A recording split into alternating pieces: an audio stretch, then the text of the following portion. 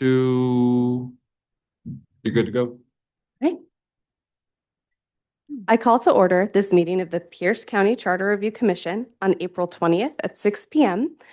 Clerk, can you please call the roll? Lisa Boyd. Here. Oh, George. sorry. You'll need to turn your microphone on, everyone. Press the little button in the front. Perfect. Thank you. Here. All right, let's try again. Lisa Boyd.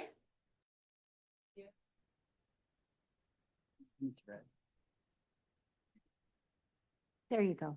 Here. George Consuelo. Presente. Mason Fletcher. Kate Ginn. Present. Sharon Hannick. Right, is it good? Here. Caleb Heimlich. Excused. Sorry. That was me. Elizabeth Herrera. Here. Billy Joe Hetherington. Here, online. Jake Hunter. Here. Martha Lance. Here. Justin Layton. Here, online. Brenda Likens. Here. Brenda Molesky. Here. Jerome O'Leary.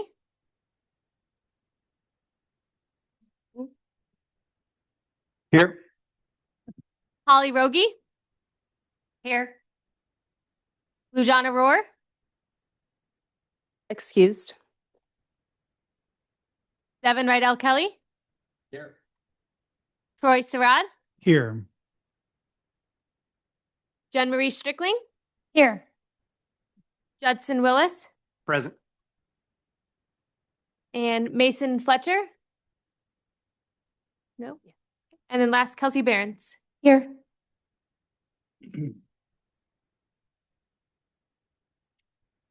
All right. So we're going to start off tonight actually with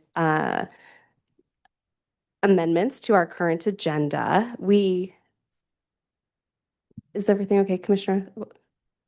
That is the amendment to the agenda, is that your actual agenda does not have the pledge on it because we're working off an old agenda. So we're going to, if I can get a motion to amend the agenda to add the Pledge of Allegiance and to change C38 to Commissioner O'Leary instead of Commissioner Hannick, I would really appreciate that.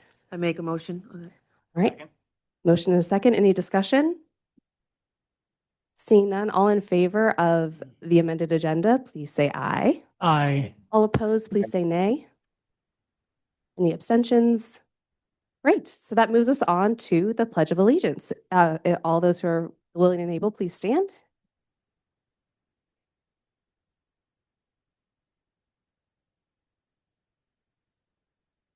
I pledge allegiance to the flag of the United States of America and to the republic for which it stands, one nation, under God, indivisible, with liberty and justice for all.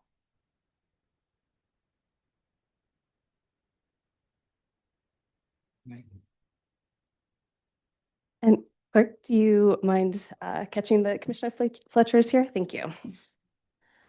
All right. So that takes us on to public comment. But first, I did want to, now that I think all the commissioners who are going to be here tonight are here, I just wanted to thank the City of Bonnie Lake for hosting us. Thank you so much for all the work that went into creating this space for us tonight. Also, logistics, bathrooms, through this door, down the hall, down another hall. And we do have some waters here as well if anyone needs a water, and there's a drinking fountain out in the hall. All right, so Clerk, do you mind telling us about any written public comment? Yes, prior to tonight's meeting, the commission received 15 written comments, which are included in the meeting packet. Thank you. So for public comment, both in the room tonight and online, I have a little statement that I'm going to read, but if you are interested in giving public comment and haven't had a chance to sign in, please do so. And anyone online, be prepared to raise your hand. All right, so Public engagement is a crucial component of this charter review process. And to ensure all members of the public can participate in sharing their testimony, I would request that side conversations be taken out of the room, all testimony be directed to the commissioners, and that the audience refrain from clapping or other expressions of agreement or disagreement during public comment. As a reminder, the purpose of the Charter Review Commission is to review the charter and propose amendments that will be on the ballot in November for all registered voters of Pierce County to vote for or against. All right, so like I said, please make sure you signed in, and I might call Commissioner O'Leary into service if he doesn't mind grabbing those for me. And just to know, we have shifted our public comment for our in-districts to be only 2 minutes. So each person will have 2 minutes. Please state your district and your name. And comments must be germane to something that is a proposal before us. So I will be asking people to make sure that you say what proposal you are referencing and gently, hopefully, cut you off if you start going off in a direction that isn't about a proposed amendment. All right, so first tonight, we have Lori Finlinson. I'm very sorry. I'm absolutely the worst with reading people's handwriting. If you'd like to please come up to the dais.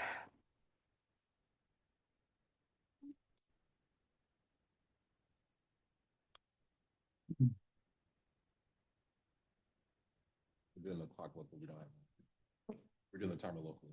Oh, perfect. Okay. All right, so if you can share your name, district, and then which proposal you're addressing, and you'll have 2 minutes. Okay, thank you. My name is Lori Finlayson. I'm with District 1, and I'm here to support Charter Amendment number 22 to address the traffic needs and infrastructure needs of Southeast Pierce County and unincorporated Pierce County. I really was hoping to go after a lot of other people so I could just say, I agree with what they say. But I have lived in Bonnie Lake for 8 years and am kind of shocked at some of the traffic issues, specifically in the Puyallup Valley, trying to get across the Puyallup Valley. Now I live in Tahali, and going from east to west, where my husband has lots and lots of doctor's appointments, is really challenging. And we do everything we can to avoid driving on State Route 162. But we have to go across, we have to go on it just to get farther west. So I support this amendment to prioritize unincorporated Pierce County. And that's all I have. Thank you. Thank you. Dan Swatsman. Okay. Ken King. Great. Maxine Herbert Hill.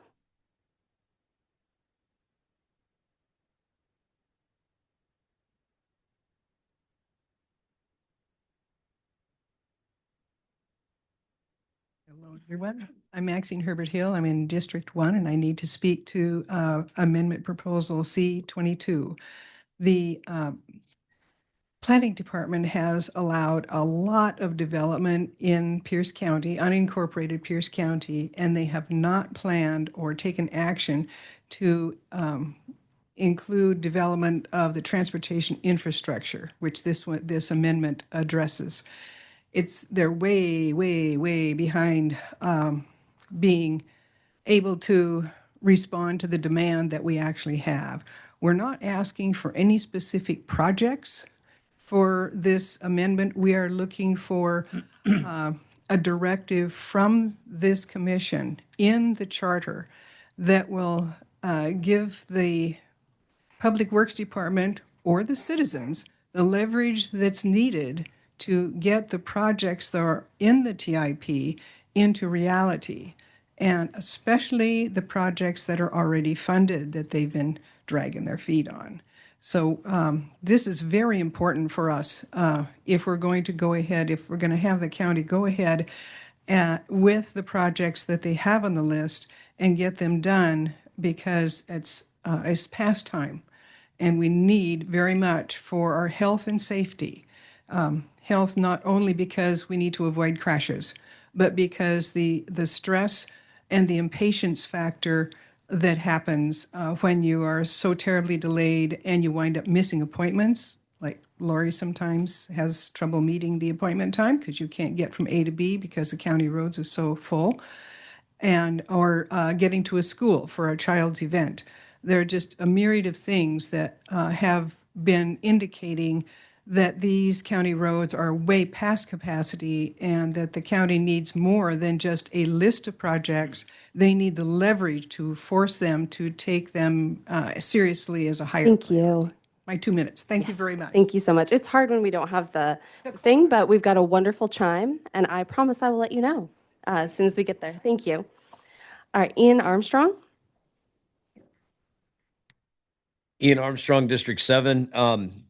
I talk on the sheriff again. I know, beating a dead horse.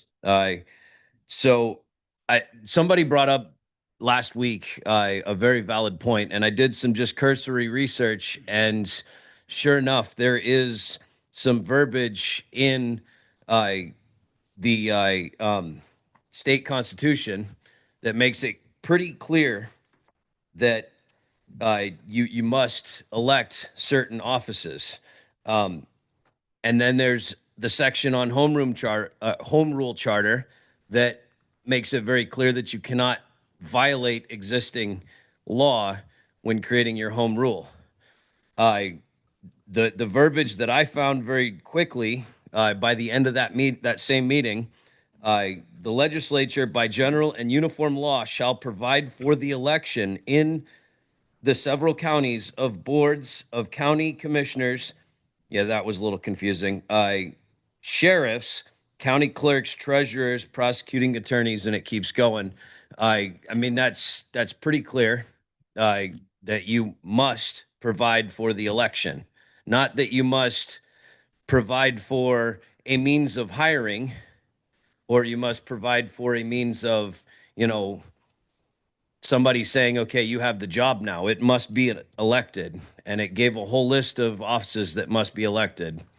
That's in Article 11. So I would, I mean, I would absolutely look that up if I were you guys, because I mean, if you want to make a decision based on the information, it's super important that you know your own state constitution on the matter. So I just would strongly recommend that we go ahead and look at that. Every one of you guys look at Article 11, please. Thank you. Thank you. Anitra Sutterth.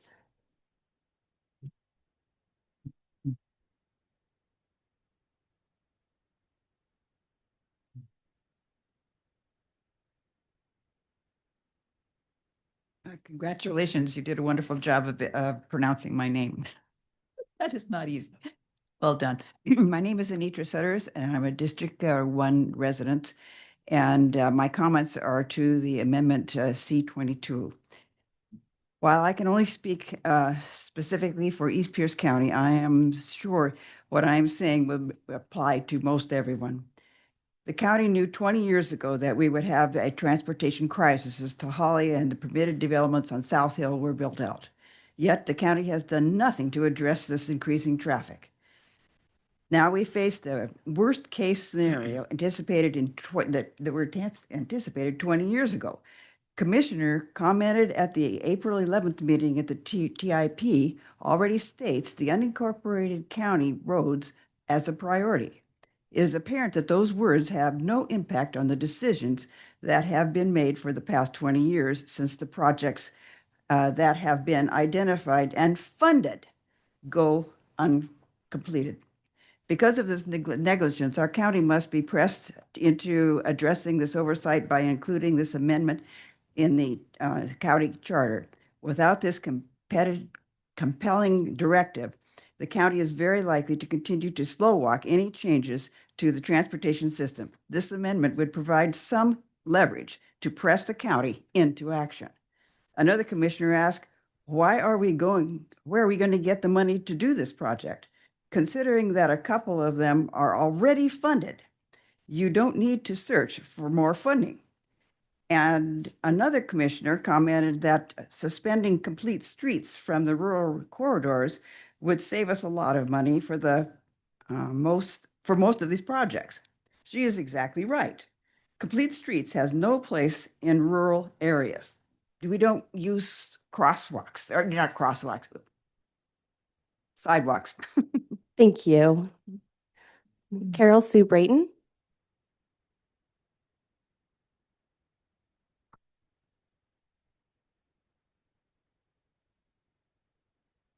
Carol Sue Brayton, 5th District.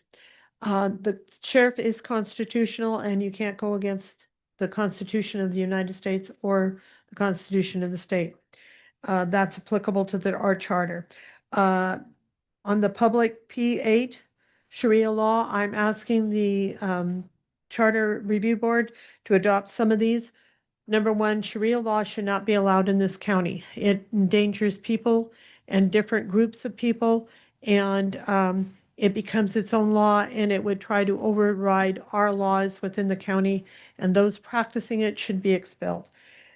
The sheriff should be able to hire a constitutional attorney separate and apart from any other one, because there can be a conflict of duty and a conflict of interest, and this is in the best interest and the best pay for our not having court cases. The restroom, according to sex, is because somebody has spoken out about the dangers of certain different peoples and that. We can't identify them anymore from one to the other. And so it needs to have, the bathrooms need to be male, female, and another neutral one. And this is for public safety due to the fact that there are people that masquerade in other areas. Citizenship for services, you need to be a citizen of the state of Washington, a citizen of the county, born in the United States, naturalized, or green card holder or refugee. Posted a list of people in the jails, its crimes, charges, when people need to know for domestic violence and other reasons, when other predators and all that are being released, and they need names of the people on those documents so they can see, so they know for their own safety. The sex offenders, thank you. Thank you. John Leslie.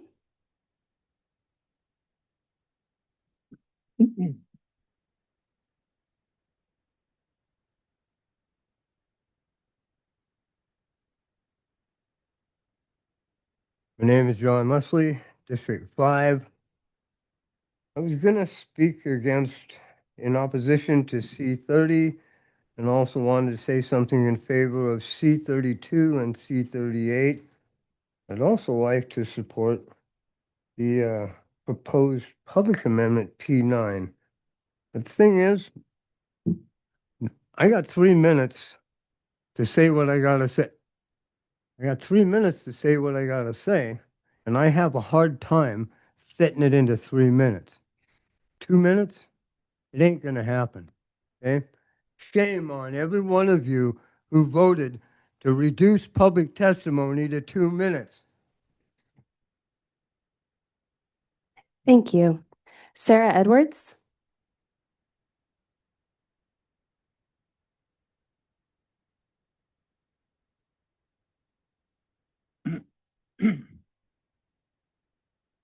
Hi there, my name is Sarah Edwards and I'm a resident of District 1. I would like to speak on the question of the sheriff, specifically in the question of whether it should be appointed or elected. I know there's been a lot said on this topic. I actually lived in King County when King County considered this same change back in 2020. And I'm gonna, if this is put before the voters, I'm gonna vote the same way now that I voted in 2020, regardless of who particular holds the office at the time. There's been a lot that's been said that I agree with. I will say that in general, it's been shown that justice system officials who are elected are on average more punitive than those that are appointed. There's lots of evidence of this for judges. You can look up studies. Obviously, the sheriff is also part of the justice system. An interpretation of this data might be that they experience pressure due to high-profile incidents. Because they're elected, there will be public pressure that is more in favor of fix this one loud problem, this one incident that we have, as opposed to, is your entire system of operation equitable? Is it providing justice for everyone? Or is it just acting to try to address this one incident that you were unable to cover with your existing operation? I don't think this necessarily leads to to justice overall.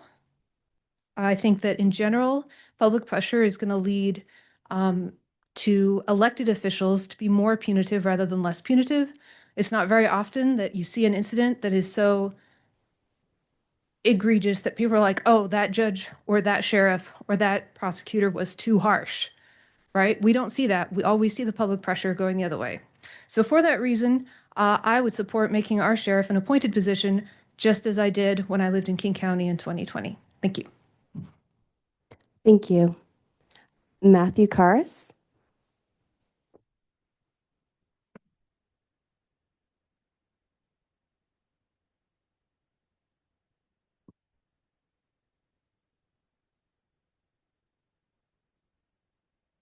Thank you. Hello, my name is Matthew, District 2. I want to start off by saying I do support C1 in appointing the sheriff. However, before I do that, I want to say a land acknowledgement. We gratefully acknowledge that we rest on the traditional homelands of the Puyallup people. We recognize the people and communities cared for and lived on the land since the beginning of time. So I'm sorry, but you need to pick your comments to the actual amendments. Okay, that's fine. Before Keith Swank, we had another elected sheriff, Ed Toyer. He called a SWAT team on a black news carrier for the News Tribune while he was under the influence of alcohol. I want the audience to clearly think and ask, would they feel safe if they were that news carrier? Now we have a Pierce County sheriff who makes online jokes about running over protesters and hateful rhetoric against immigrants. We have not had a good record with an elected sheriff. According to the rhetoric of Keith Swank and the people who support him, they believe that people in my family do not belong, and we are second class to those who are supposedly here beforehand on stolen land. I want to live in a county where my mom, my father, and my extended family feel safe and valued. Part of the reason why I can't make a lot of these meetings is because I spend my time helping out immigrant families, grocery shopping for them, watching over their kids, going to their hospital visits because they're afraid. They're afraid to come out in public, and that's despicable. One family I know is a single mother with 6 children who were targeted by ICE agents earlier this year. People have not felt safe with the previous sheriff, Ed Toyer, and they do not feel safe with Keith Swank now. My mother's family came to China in the 1970s on a boat. That's the 2 minutes. Thank you so much. All right. Is there anyone who didn't get a chance to sign up here in person tonight? All right. So that takes us on to public comment online. You should be able to raise your hand and you'll be allowed to speak. And I'm going to turn it over to Jair because I'm going to say it all wrong. Thank you, Madam Chair. For any members of the public who wish to provide comment, press the raise hand icon on Zoom or star 9 on your telephone keypad. And as of right now, Madam Chair, we have 2 hands. The first hand is going to be Gloria Garcia. Please state your name for the record as well as your district. You'll have 2 minutes. Stand by.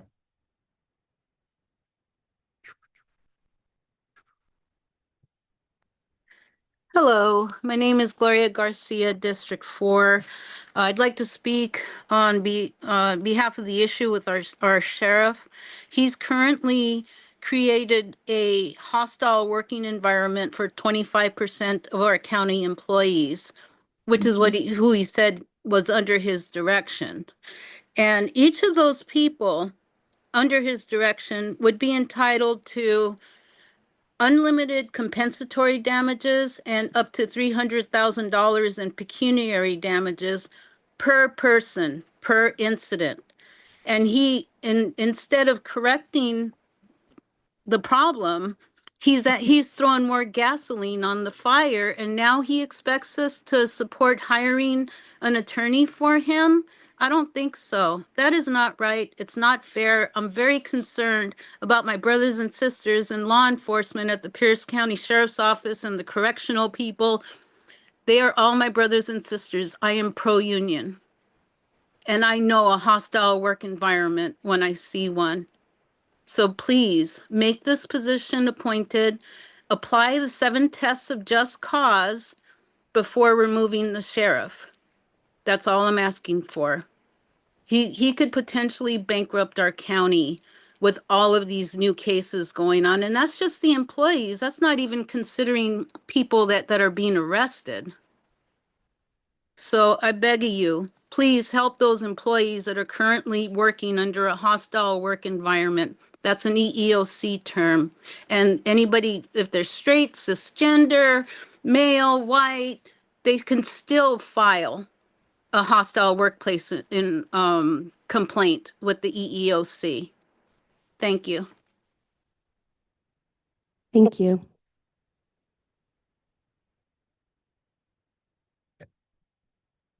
Next, we have Christy Gledhill. Please state your name as well as your district. You will have 2 minutes. Good evening, Commissioners. Christy Gledhill, District 7. Thank you again, first of all, for your good work and commitment on this review project. Tonight, I'd like to express my support for Proposal C30, which provides for independent oversight of the Sheriff Department. Currently, our sheriff revels in trying to be some kind of controversial influencer, from his biased online posts about immigrants to his desire to collaborate with ICE, to his threats to the legislature, to his consorting with so-called constitutional sheriffs across the country, to his incessant social commentary on trans people in gender-neutral bathrooms. I've been frustrated by the lack of recourse we have as residents to voice our concerns in opposition to the fact that if his sworn duty is to uphold and enforce the laws of Pierce County and Washington State, that is what he should be doing. As it is, he presents a grave liability, as Gloria said, to Pierce County with his persistent bias, discrimination, unprofessionalism, and dishonesty. I do have recourse to voice my concerns about any other elected office or department within the county, but not the Sheriff's Department. Proposal C30 evens that out and gives residents a direct way to register their opposition or complaints or concerns, or I guess their approval of the sheriff, whether that person is elected or appointed.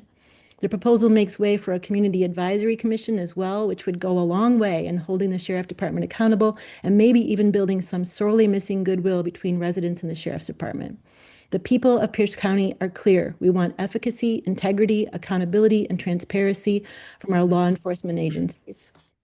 C30 isn't perfect. Nobody's going to count on the ombudsperson to rid us of a sheriff whose behavior is threatening or unbecoming an elected official, even if, as Swank does, he has at least 10 cases pending against him with the State Criminal Justice Training Commission. But it would provide a way to surface and publicize findings that can potentially have some kind of influence over rogue law enforcement officers, certainly more than we currently have. Also, as a reminder, if you can't say what you want to say in 2 minutes, you can submit your comments in writing on the Charter Review Committee website instead of insulting all of the commission members. Thank you. Thank you.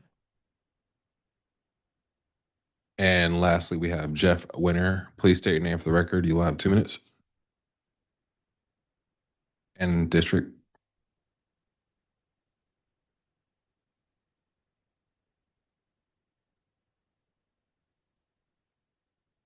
Hello? We can hear you. Okay, fine. Thank you. Jeff Winter, District 5. I was going to talk about the appointed sheriff and and also conflict of interest. Madam Chair, last week it was voted that public comment would be limited to 2 minutes and also that comment must be germane to one of the proposed amendments. My question is, will written comment also be censored or will all written comment be on public record? Secondly, last Saturday I attended the listening session at the Ording Library, and while talking with the commissioners, I wanted to ask a question regarding the possible conflict of interest that was brought up recently at one of the regular meetings. Before I could even ask the question, I was interrupted by a woman who was very upset that I even brought it up. She went on for over 2 minutes rebuking me as if I was the one who presented the evidence. I mention this because this type of outburst is not productive. This usually happens when people are not informed. I know, guilty as charged. However, this is also a tactic used by people who know they are in the wrong, and they try to silence the speech of others through intimidation and obstruct justice by confusing others. The question I try to ask is this. Of the 8 commissioners who were on the list, made public by John Leslie, that were in questionable violation of the charter, has your legal counsel looked into each one of the mentioned commissioners to determine whether or not there is any possible or direct conflict of interest? Also, regarding C1, the elected sheriff, the Constitution is very clear that the office of sheriff is an elected office. We have heard testimony from the people, including law enforcement officers, past and present, that have stated it is a constitutional right of the people to elect their sheriff. My question is, why is this still moving forward in this commission? As one of the people has seen in Article 1 of our state constitution, I would like the 3 questions I brought up to be answered and presented to the people before public comment at the next regular meeting. Thank you. Thank you. And at this time, Madam Chair, there are no other hands. Thank you so much. Oh, and there we are. So that concludes public comment for this evening. Thank you again, everyone, for being present, sharing your thoughts with us, and we hope to see you at more of our in-districts. All right, so the next item on our agenda is reports and updates. So first, you get to hear from me. Some updates. One is that Brian has been able to create flyers for each of our additional in-district meetings. They are in a shared folder that I was sent while I was driving here, so I'll make sure to get those out to everyone so that you can start posting your in-district meetings out in the community. I know that we've got some really fun locations coming up, and we want to make sure people know about them. Any questions about kind of marketing or anything for those in-district meetings? Seeing none. The next is just a reminder. I put this in the email that I sent yesterday, but if you have any amendments that you are planning to bring and speak at the meeting, it would be great if we could have those in writing if you know ahead of time you're going to have them. Just it's a lot easier for everyone to digest the information and be able to make sure we're all fully understanding everything that's being proposed. And if it does need to be printed, get it to Katie as soon as you know, but absolutely by noon on the day of the meeting so that she can print them and bring them here. Questions about that? Wonderful. So those were my updates. Is there any legal report on any pending requests for analysis or advice? Seeing none. Now we come to listening session updates. I think we had 2 this weekend. Well, I know we had 1 because I was there for the District 1. Would any commissioners like to share feedback or insights from Commissioner O'Leary? Happy to. Commissioner O'Leary, District 1. We had a great listening session at the Ording Library. It was very well attended. We have 15 members of the public there, together with 2 mayors, the mayor of Buckley and the mayor of Ording. Conversation was widespread and pretty robust. A lot of good interaction. Just a couple of the highlights. The sheriff amendment came up, and there were comments about that, mainly made that accountability, it's more accountability for anyone in the office is what they were looking for. Conflict of interest amendment, comment was made that the qualifier for identifying a conflict of interest could serve the charter if you identified non-salary and non-responsible for policy, for making policy. The third notable comment was process of the charter, and there was a lot of discussion. It's interesting. I felt anyway, I don't know how Chelsea felt, but as we progress along in our process, the public comment seems to shift a little bit. And process of the charter, a lot of comments were made on that it's long, it's cumbersome, it's confusing for the public. So maybe that's something that, you know, could be worked on for the future charters. The second thing was the website, difficult to navigate, difficult to find amendments, status of amendments, and comment on each amendment. And then lastly, and this I thought was extremely interesting, was a higher priority be given to funding for staffing and budgetary issues, that the decade-long period between these charters convening should be used to find some way to assemble quality full-time staff for this event, together with adequate budgeting so that there could be good attention given to all the mechanisms that we had to put in place. And staff did a great job, in my opinion, but these were just meant to be constructive comments. Thank you. Thank you. Commissioner Ginn?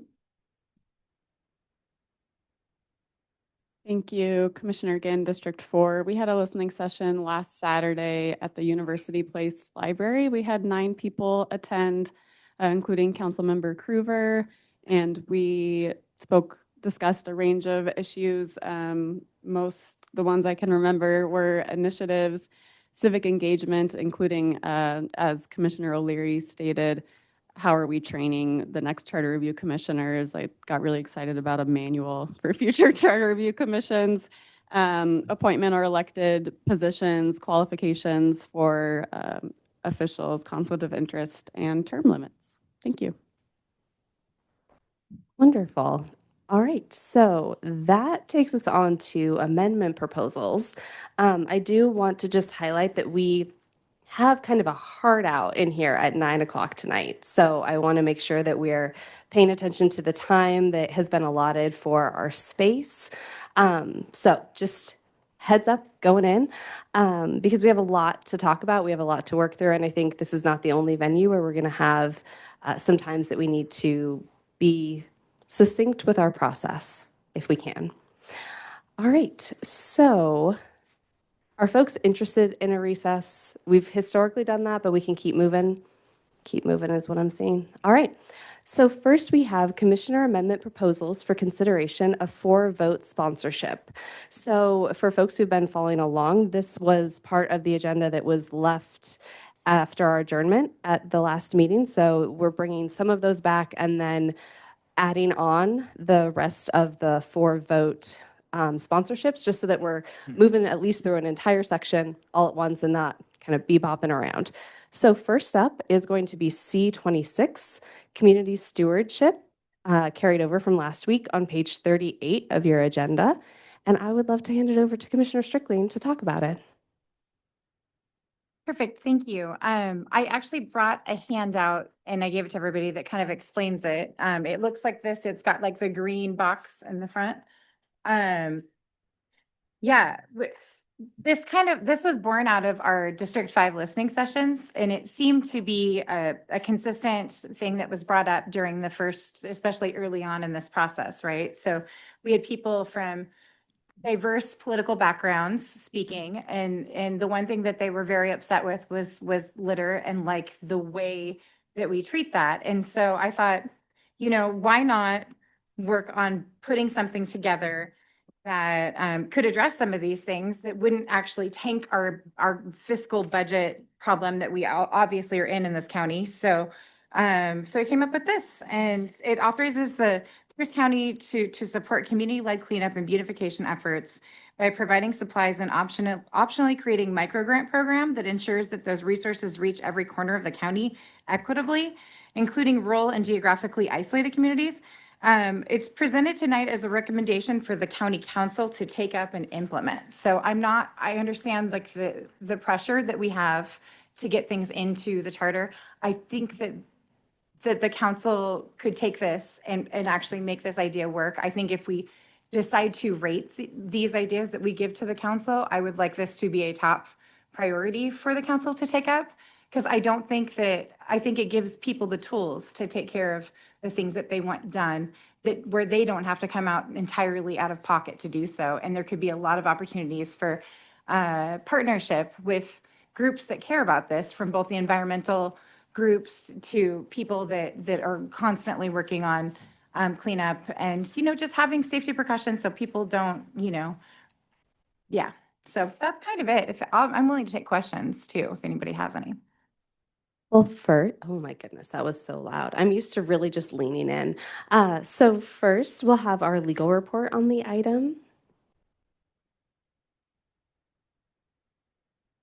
This proposed amendment adding to the charter provision allowing these programs to provide resident-led litter abatement efforts across the county is likely within the authority of a charter county. I just want to point out that the code reviser had also pointed this out, that the council would not typically administer a program such as the program being proposed in this way.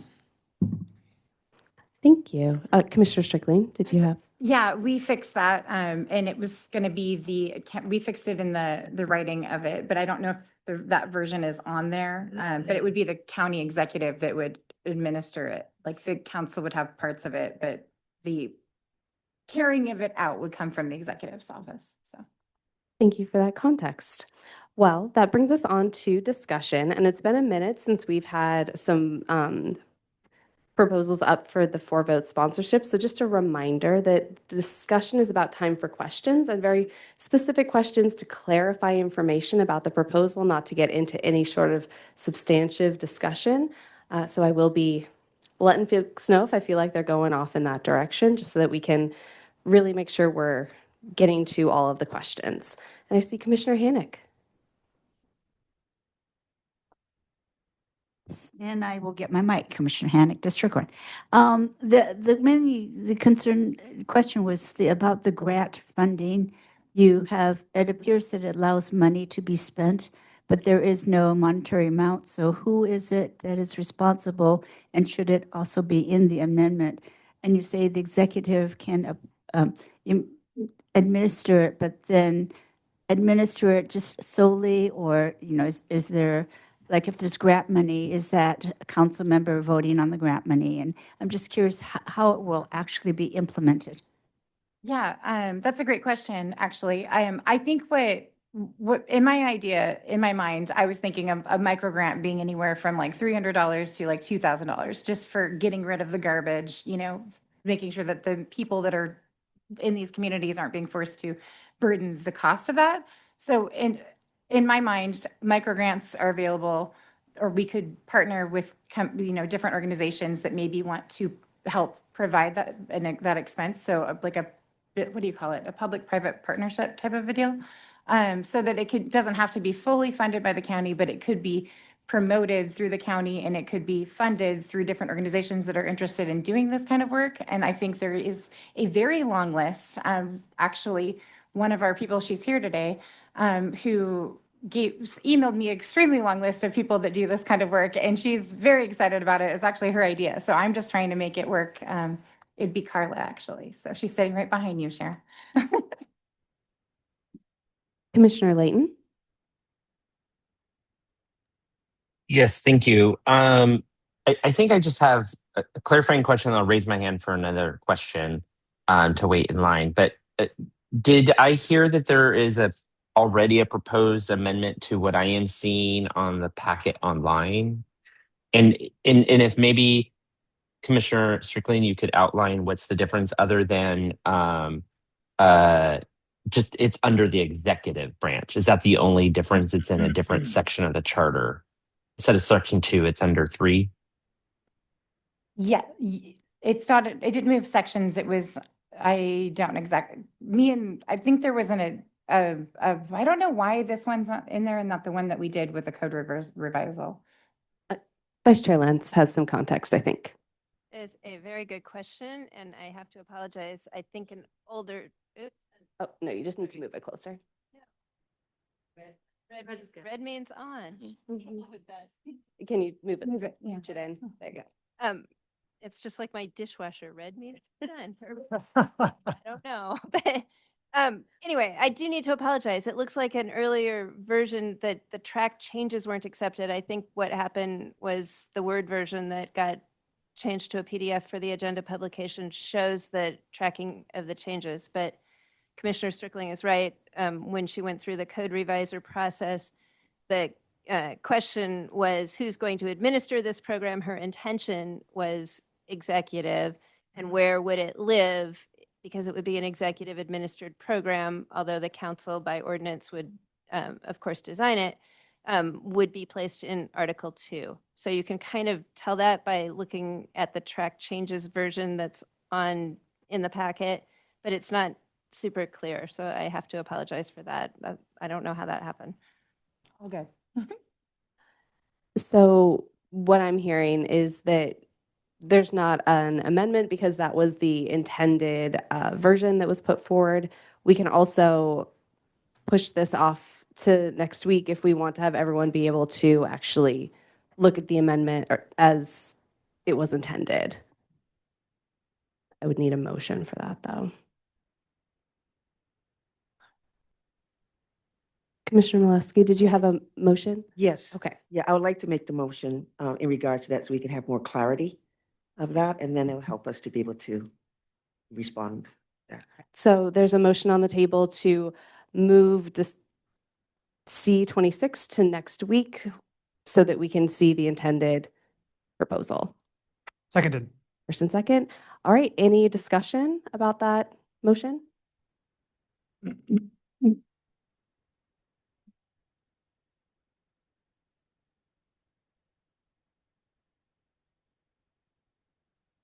Commissioner Heatherington, do you have a discussion for this motion?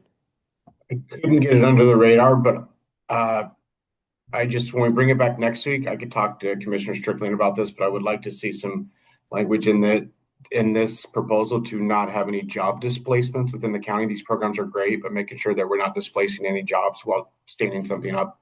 So I'll work with her offline. Thanks, Commissioner Heatherington. All right, so any discussion on the motion? Yes, Commissioner Molesky. If it's possible to try to make sure we have clarity of roles and responsibility. I mean, for me, that's the biggest thing, is that who's making the decisions and the role and responsibility. Thank you. All right, so again, this is about the motion before us to move the proposal to next week. Any other discussion? Seeing none, all in favor of moving C26 to next week's agenda, please raise your card if you're in favor.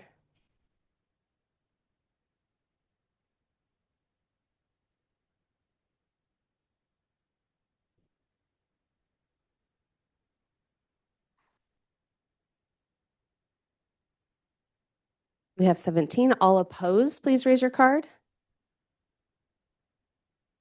Any abstentions? We have one abstention. All right, that motion passes. So we'll see C26 on our agenda next week. Thank you, everyone. And thank you, Commissioner Strickling, for your flexibility there. No, we're good. All right, on to C27, which is on page 42 of your packet, also carried over from last week, housing stability. Back to you, Commissioner Strickling, to talk to us about it. Hi, yes, Commissioner Strickling here. Yeah, so I'm just gonna read what I wrote because it'll be easier that way and I won't leave something out that I didn't want to miss. So I wanted to talk tonight about to our group about Pierce County residents who own their homes, pay their taxes, and have done everything right, and who are right now one corporate transaction away from losing everything. Talking about the families who live in manufactured housing communities across the county, and I want to be direct. This amendment exists because the current system is failing them, and we have both the authority and the obligation to do something about it. Let me give you the picture. Washington State has approximately 1,000 to 100 to 1,200 manufactured housing communities, home to an estimated 65,000 families. A significant concentration of those communities sits in unincorporated Pierce County.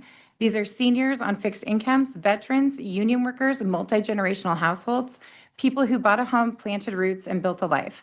The difference between them and a traditional homeowner, they don't own the land beneath their feet. That one fact changes everything. I want to tell you about one community in particular because it illustrates exactly why this amendment is necessary. Cottonwood Mobile Home Park, about 100 families built in 1960. It carried a Puyallup mailing address, but it sits entirely outside the Puyallup city limits, entirely in unincorporated Pierce County, governed only by the county and state law. The summer of 2023, Cottonwood sold to Hearst & Sons, LLC. Almost immediately the lot rents rose up to 50%. For some residents, rents doubled in a single month. One man battling cancer, living on Social Security, watched his rent double overnight. He had nowhere local to turn, no county ordinance, no city jurisdiction, no local enforcement mechanisms of any kind. His only option was to file a complaint with the Washington State Attorney General's office. He did, and many of his neighbors did too. It took over a year and a half. It took a $5.3 million multi-park settlement spanning 60 parks across Washington state before residents sought any relief. And some complaints were closed with no reimbursement at all. That is what covered by the state law looks like in practice. For the people who live in unincorporated Pierce County, the protection exists on paper, but when you're on fixed income and your rent doubles in October, you cannot wait till February of the next following year for Olympia to get around to it.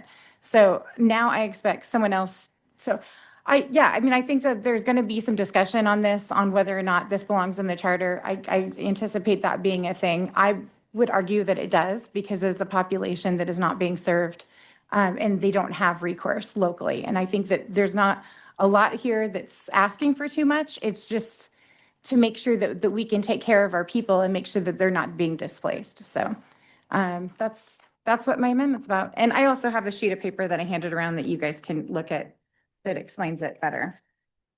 It's the one with the blue box. Love the color coordination. Thank you. All right, on to a legal report for this proposal. Thank you. And this is a broad policy statement that is within the authority of a charter county. Thank you. Thank you. All right, on to discussion of this amendment proposal, sorry, didn't need to throw amendment. And it looks like Commissioner Rogie is first.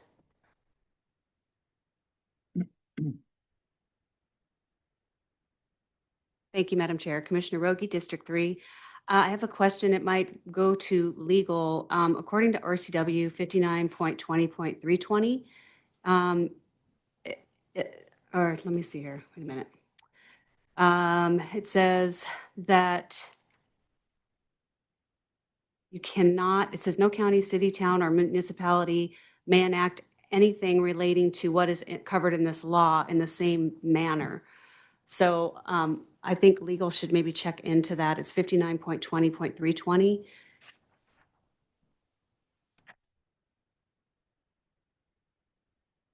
Was there a specific question, or was it just the request for legal review? That's request for legal review. And I wasn't sure if Commissioner Strickland was aware of it, but they updated the manufactured law, and I think it was November of 25, and it's pretty comprehensive. And so I'm a little concerned that we may be stepping over our authority level. Thank you. Commissioner Maliski? Thank you, Madam Chair. And Commissioner Strickland, this is awesome because you're touching my heart, because I advocate for elderly, so I understand what you're saying. From here, I see this more as a policy and legislative, where we need to fight those guys to do what they're supposed to do, versus fitting it into the amendment, where it's more of, making sure that the structure of the county is working for the benefit of the people. From there, I would love to work with you on this, but not on the amendment side of the House. I'm fully engaged on the other side in regards to that. From there, what you're stating is correct in regards to housing and how that works. It took me a while to help one senior in regards to that. Commissioner Maliski, did you have a question? Yeah, I thank you for reminding me. Yeah. Sometimes the emotions gets wrapped up in this.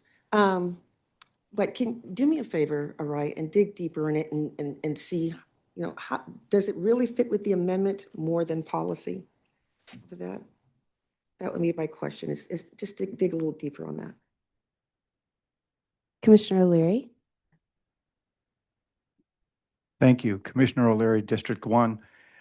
Another element that I'd just like to offer for consideration is that mobile homes are taxed on a personal property basis because, like you said, they don't own the land and they're not necessarily a fixture to the land or affixed to the land. So just another angle to try to give some relief to this population might be for the county to consider reducing or eliminating the personal property tax on mobile homes. I don't know if that's something for you to consider incorporating into this, but it might be something to look into. All right, Commissioner Rydell Kelly?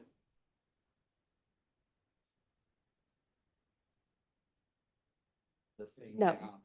Oh, is it? I think you need to have it closer to you either way, because Okay. Oh, there, yours is green now. No. Nope. Oh, I guess ours is the outlier where it's green. Okay, great.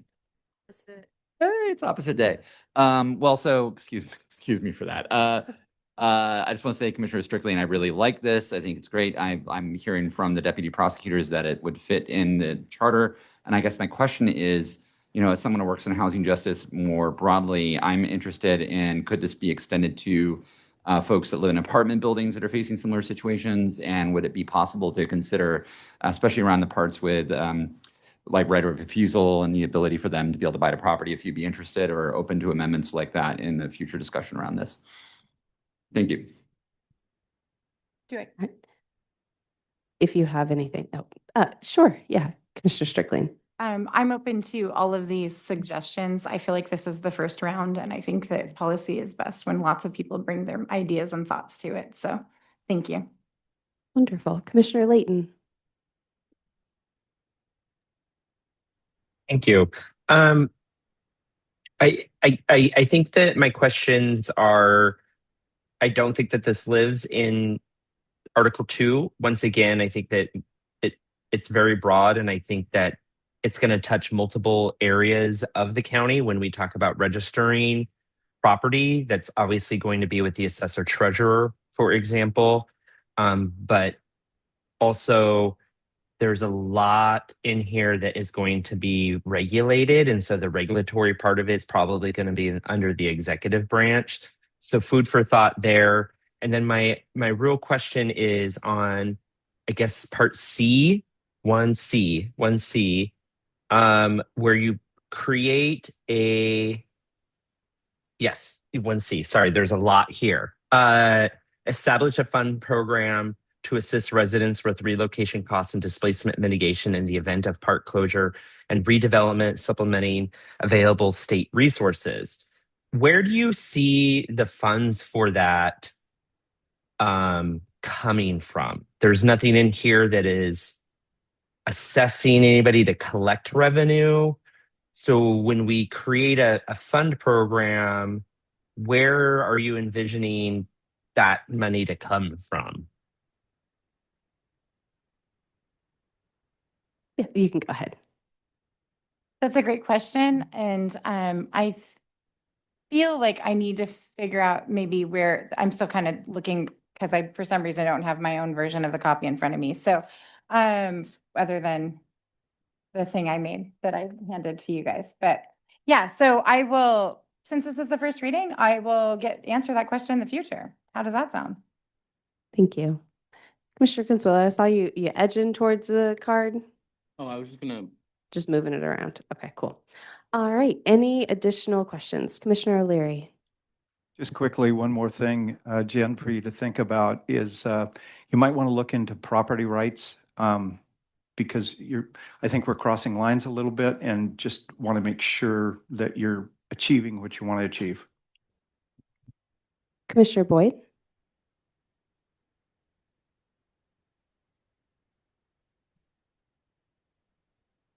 I think you're good. Okay. Yeah.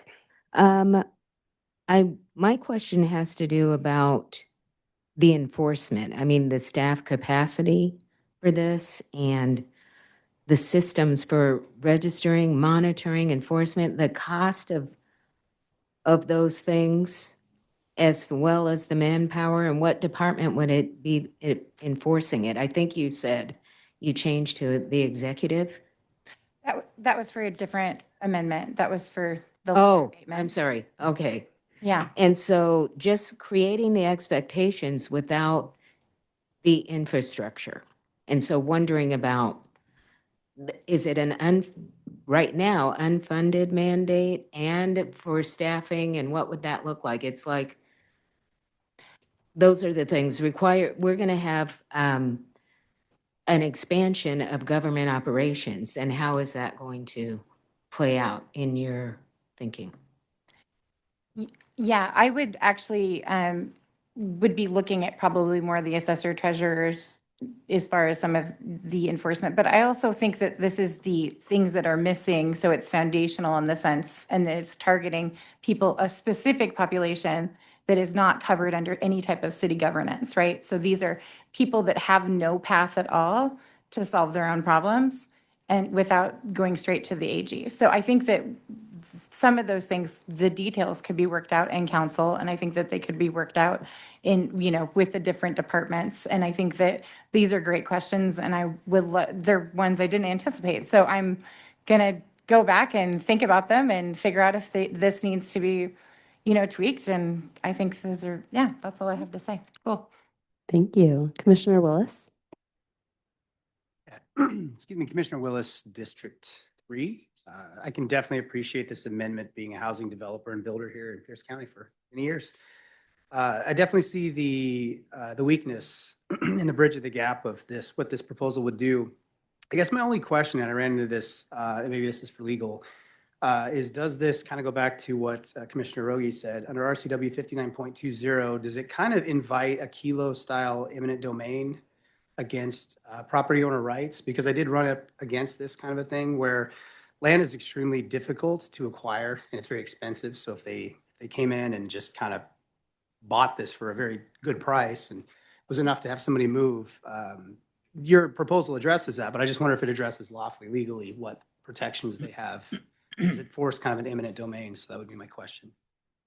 Thank you. Thank you. Commissioner Likens? Thank you, Madam Chair. Thank you for this amendment. I appreciate what you're trying to do. I do have concern that this might be more policy-based for the council, because I know we dealt with this on city council when I was in Gig Harbor. So when you put this forth, did you incorporate House Bill 1217 that was passed last May 2025 and the new changes within that law? I wrote this weeks and weeks and weeks ago, and we've had a lot of conversations. So yeah, maybe I did. I can't remember. So okay, like the rest of you guys. okay, thank you. So I don't see any additional cards up, and I do appreciate the way that folks are sticking to questions, and I heard a lot of willingness here to bring some ideas and thoughts, and thank you, Commissioner Strickland, for bringing this proposal. So on to our call for sponsorship. So every amendment or every proposal needs at least 4 commissioners to sponsor it moving forward onto a first reading. So is there anyone who's willing to sponsor this amendment proposal? I see more than 4, so we are going to move this on to first reading. Thank you, Commissioner Strickland. Just making sure I got my notes down. All right, so next up is C30, and that's on page 47 of your packet, and it's carried over also from last week, the Sheriff Ombuds, and there is a bevy of commissioners who have sponsored this, and I don't know who would like to talk about it first. Commissioner Ginn, it looks like you've got the mic. Yes, that would be me. I'll introduce it and then I think Vice Chair Lance is going to add to. Anyone else is welcome to share. But this was crafted in response to community concerns around accountability and transparency. I know we've all been hearing a lot about that. Chair, do I have permission to read the definition of ombuds verbatim? Absolutely. I think it'd be great to hear. So just to share, the ombuds term is a Scandinavian term that describes a special kind of grievance handling official, one who investigates citizens' complaints against administrative agencies. Depending on the outcome of the investigation, the ombuds may recommend relief or persuade the complainant that the government acted properly. When an investigation indicates the problem results from a system failure, the ombuds may also propose reforms. So the reason we ended up proposing an ombuds role versus an inspector general role is because ombuds roles are really public facing. Their work plan is dictated by what they're hearing from the public. They're intaking complaints from the public, and they are investigating in a way to then make recommendations based on those complaints or to respond to people. The last time Sheriff Swank spoke to us in public testimony, he noted that the sheriff's office is the most litigious office of the county. So I agree that this is our attempt as a way to provide a structured, independent, separate mechanism for reviewing public comments and providing recourse before some issues potentially rise to the level of costly litigation. So I would argue that it can be a preventative cost-saving measure to resolve disagreements quicker if done well. It's really designed to help people navigate government and resolve disputes without turning every issue into a formal investigation. This amendment also adds the requirement for a community advisory commission or civilian review board. That's something for folks who know there's a community police advisory council in Tacoma, but we don't have any law enforcement related commission or board currently at the county level. So it would ensure that Ombuds is also working closely with community to provide a diversity of input in reviewing and making recommendations. If I were to anticipate some other questions people might have in advance, ombuds are not super common in county government levels. They do exist. There's a police ombuds in the city of Spokane that presented to our county council in 2023 that gained a lot of interest. And they really note that they provide an independent voice of the citizens of Spokane to facilitate public confidence and accountability and partnership with employees of the police department. There are a lot of state examples in my world. For child welfare, there's an Office of Children and Family Ombuds. So if a family feels like they were treated unfairly by DCYF, by the child welfare system through an investigation, there's an independent Office of Children and Family Ombuds that they're able to make a complaint to, and they then have the authority to view all the records of that case and to make recommendations. And we really hear that it's about partnership. It's about continuous quality improvement. It's not about catching people for wrongdoing. It's about investing early to have some more trust and transparency around independent investigations and provide some input for improving performance and building community trust. Vice Chair Lance. Thank you, Commissioner Ginn. The part that I wanted to add about this particular proposal is, again, echoing what Commissioner Ginn said. This is in response to what we've been hearing from members of the public. It's not intended to address any particular sheriff, and the intent is that it sits there for the outlet and the place for people to have their voices heard, regardless of the occupant of the sheriff's office and regardless if the sheriff is elected or appointed. It doesn't turn on a particular method of sheriffs being selected. I wanted to speak to the authority that putting this in charter creates. It creates the Department of Ombuds, Sheriff Ombuds. So that is a charter level requirement. And it also places in charter the ombuds has the authority to monitor matters involving the affairs of the Executive Department of Sheriff and gives the ombuds power subject to various legal limitations, which are contained in the mentioned in the legal review, and which we are certainly aware of. The intent is not for this office to override other legal requirements, but simply to be available within the functionality that it can legally have. And then as to the independence, it sets up a very specific appointment process to truly isolate the ombuds function and the Office of Ombuds to be appointed in a way that sets it aside and gives it the independent authority. And the proposal is that the appointment is from a majority of the council, but the council is given a list of 3 candidates, and those 3 candidates are selected by a panel after a public call for applications.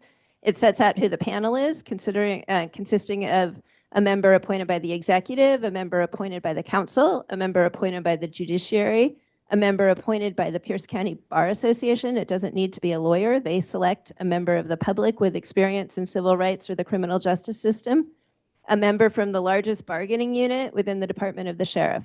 So that's the panel. And then to be considered a qualified candidate that can be selected by this panel, the proposal sets out what are the requirements that must be met by the applicants in order to be advanced as nominees. It says that the ombuds can serve one term of 4 years and can be appointed for one additional term, after which we go through the nomination and selection process again. The ombuds can only be removed by a 2/3 vote of the council, and the ombuds, if that were the case, would have public notice of the stated cause and an opportunity to be heard. And as was also mentioned, a community advisory committee is established by ordinance. That is intended to be another avenue through which our local community, the residents of Pierce County, can can state their concerns and get those matters to the ombuds, and the ombuds would work closely with this commission. So that's the details of how it would work, and we think that it is not perfect, as Kate said, but it certainly is a step toward responding to a lot of the types of concerns and comments that I think we've all been hearing. So, All right, any other proposing commissioners have something to add? All right, so that takes us on to legal report, and I saw you move over to the mic. Thank you for being prepared. Yes. This proposal creating a sheriff's office oversight department within the executive department. It does not create a department which has any authority over the operations of the Pierce County Sheriff's Office, nor does it create authority to discipline its personnel. And making this change is likely within the authority of a charter county. But within the legal report that's included in the packet, our chief civil deputy made or put together this legal review, and she included some other feedback, comments, recommendations, and some resources that address that there's a high likelihood with challenges to implementation of this provision in a variety of areas, mainly access to records, and that there could be challenges with the statutes and laws regarding public records and obtaining records and records for law enforcement investigations and things like that that could make this difficult to implement. Thank you. That brings us back to discuss, well, for the first time to discussion on this proposal. Looks like I have Commissioner Molesky first. Thank you, Madam Chair. But I need advice as well. So what they proposed is very similar to what I already submitted. And I spoke to Julie Murray and Julie DeMoth in regards to that.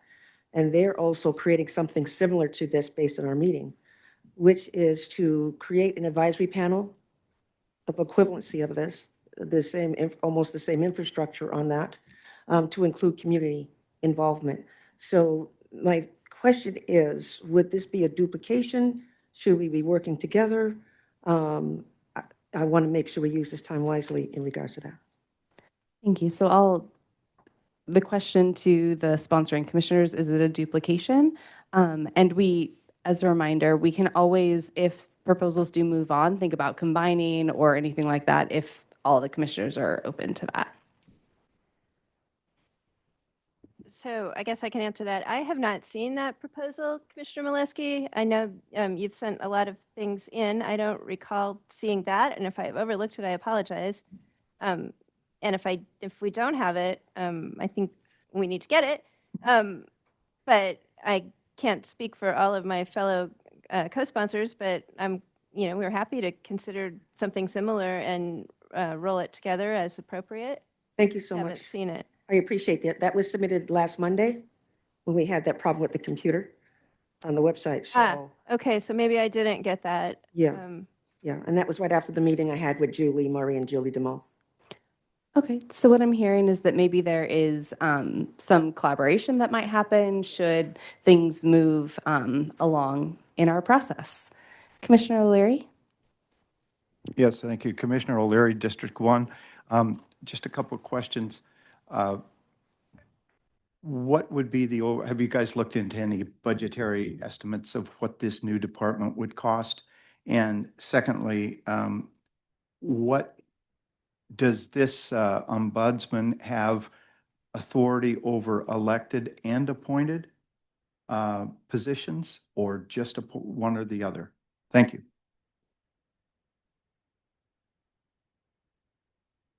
I actually wouldn't say they have much authority over either. What it does is by looking into what happened and making public their recommendations, the sheriff's department can take the recommendations or not. They don't necessarily have to implement them. It's just a way for citizens to feel like their complaint was taken and something was done about it. So yes, it applies to either elected or appointed. I just wouldn't say it's really much authority. Commissioner Rogi? Commissioner Rogi, District 3. I'm a little concerned about another department being created under the executive. This, again, I've said it before and I'll say it again, that seems to be a theme.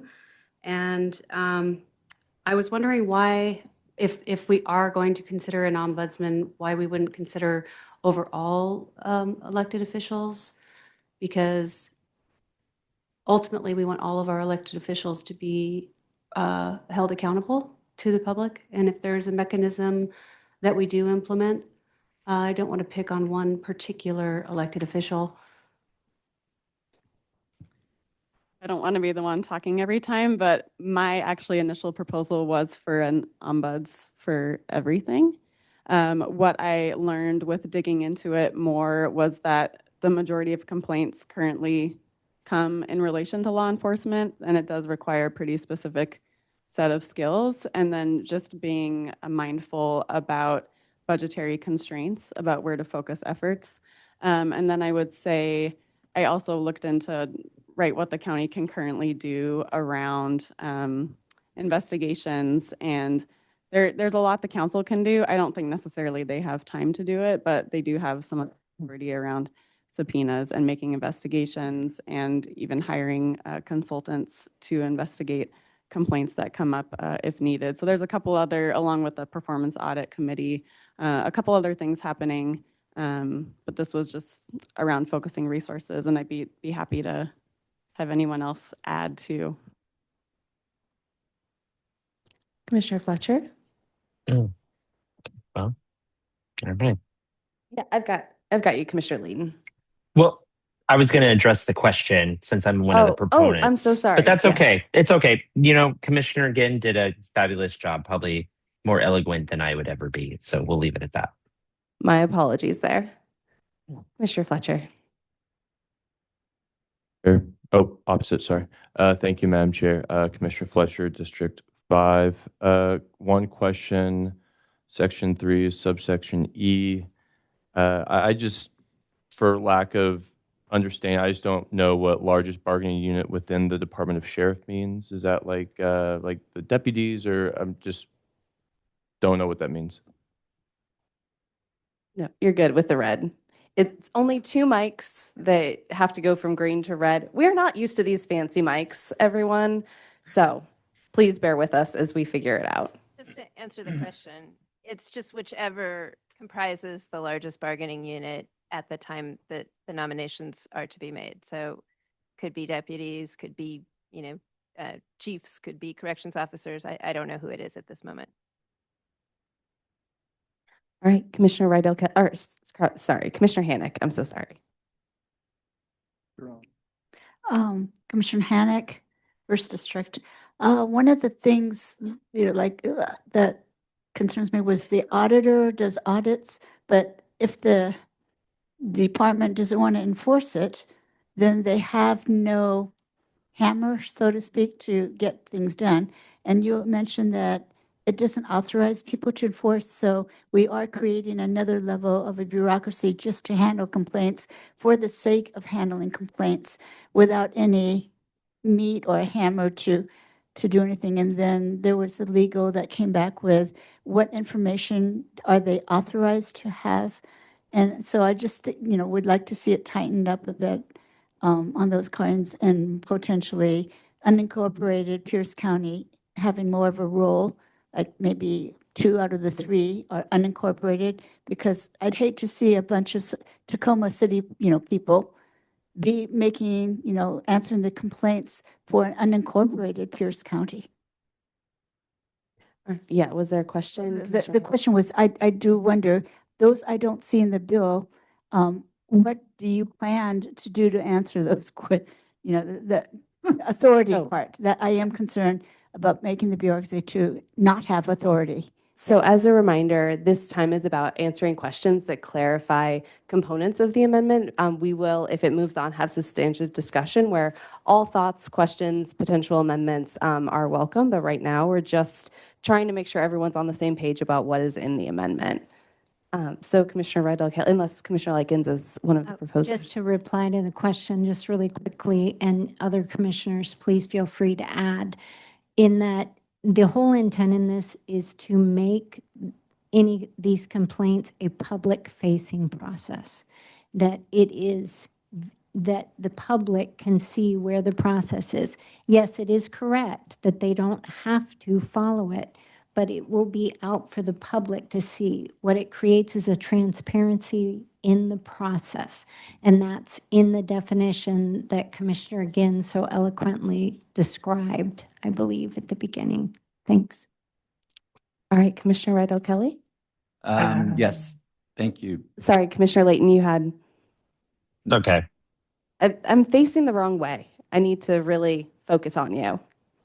Did you have more you wanted to add on to what Commissioner? Yeah, Likens said?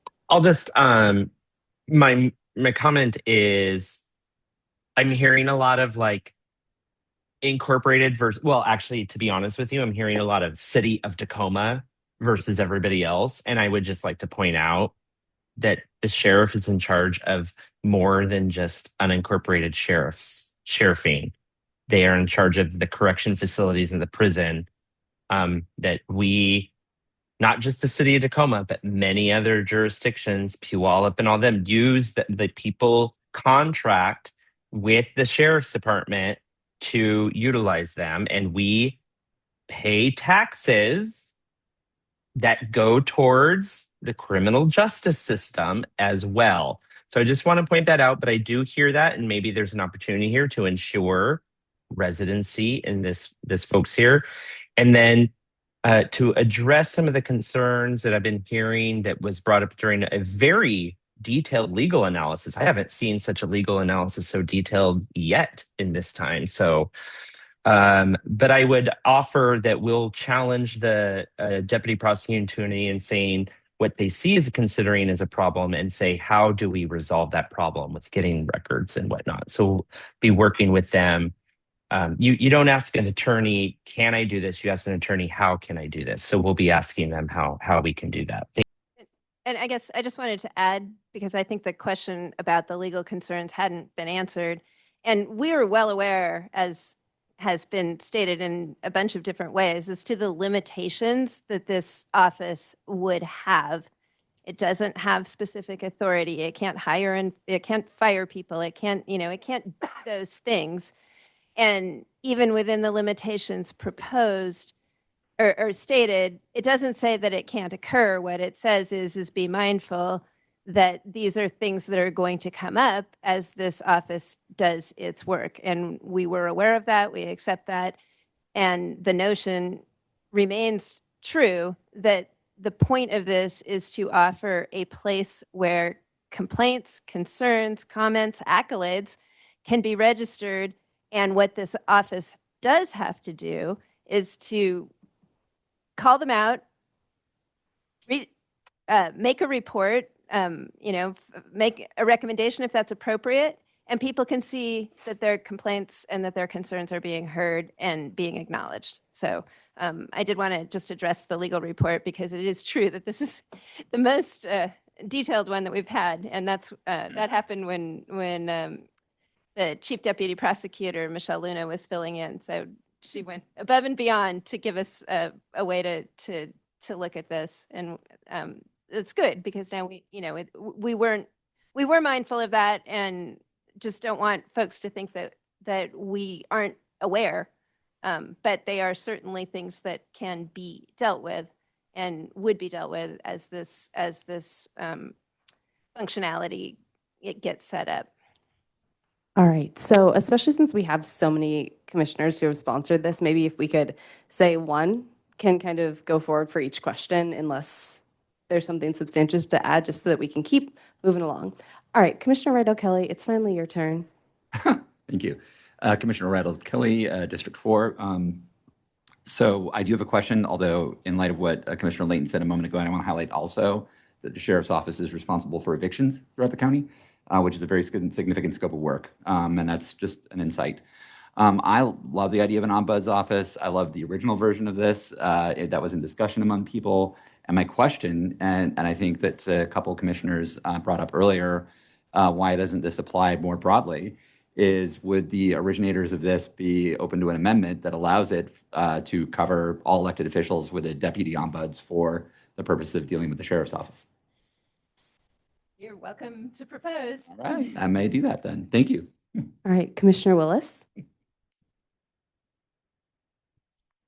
Yeah, Commissioner Willis, District 3. For Commissioner Surratt, because I haven't heard from you yet. You propose this, right? Okay. Just curious, who in your mind in the ombuds office would be, who in this office would be primarily accountable? The individual in the office, who are they primarily accountable to? Who would the ombuds be accountable to? Primarily accountable to. I think they'd be accountable to the public. Thank you. All right, and sorry if I was too descriptive. You don't have to like point at a question, but I love that you called someone specifically. That's lovely. Yeah. All right, Commissioner O'Leary. Yeah, thank you, Commissioner O'Leary, District 1. I'd just like to get an idea historically of if this is going to be regulated to the sheriff, how many issues have we had in that department versus other departments? Again, just a question about, we're talking about forming an entire oversight department to watch one department at a time when we have a hiring freeze and a budget challenge. So I'd just like to get more information about how busy, is this going to be like the Maytag repairman just sitting there waiting for something to happen? So I'd like to get some feedback on that, please. Good question. I'll see what we can find out. I would just note for now, I think an office can be 2 people. I don't think it has to be a huge office. Thank you. All right, that brings us to Commissioner Maliski. Thank you, Madam Chair. I want to reiterate again, because Commissioner Rydell Kelly brought up a good point. So the one that I initiated, hopefully that everybody will find, covers the broad spectrum. So it's not just one department from there, and it's broken down to every one of those details. In regards to who's going to be accountable for that, that's, it's going to be under the executive, because the way it was designed in the way that So the county. Commissioner Maliski, is this about the current proposal or is, Yes. okay. A question about the current proposal? Yes. Oh, thank you so much. Yeah, so my question is, I'm going to go back again, is, would there be a possibility of collaborating? All right, because I feel like we're overlapping, all right, and it's already existing. And I already had the meeting with the county, and I hope that we can be able to collaborate and make this possible. Yes, I just want to add, we're happy to work with you. And I think I found what you were pointing to, and it hasn't, we just got it from you last week, so it hasn't made its way through, but it looks like it's doing a number of things, including speaking to your existing C14 and C15. So we'll have to figure out how it all works, but Well, I was advised by the administration and I also emailed everybody in concern that reviews it, that we were going to extract out or remove a certain paragraph and then elaborate on that. So it sounds like there's some communication that can maybe happen outside the meeting about how to combine things, shift things, look at things to see what might be possible. So thank you, Commissioner Maliski. Commissioner Leggins. Yes, thank you, Madam Chair. Just to echo on your comments, I was going to suggest, since this is just the brought forward for 4-vote proposal to go forward, and there are 5 commissioners who have sponsored it, that maybe in light of time, because we have a hard deadline tonight, that the conversations around coordinating and the conversations around getting more data, which we can definitely work on, and I appreciate that, that we just go for the 4-vote sponsorship, and then we'll take those conversations. Thank you. Calling for the vote. All right. It's not a vote. It's more, do I have 4 commissioners that are interested in sponsoring this moving forward? I see a whole bunch. So this will move on to first reading on a future agenda. Thank you, everyone. Madam Chair, could I request a 10-minute recess, please? Commissioner Likens, you and I were on the same page. I was just about to say that. So unless there's any objection, 10-minute recess. So we will come back at 7:40.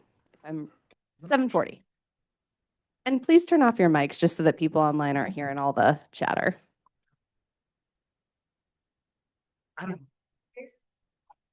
You're doing, sir.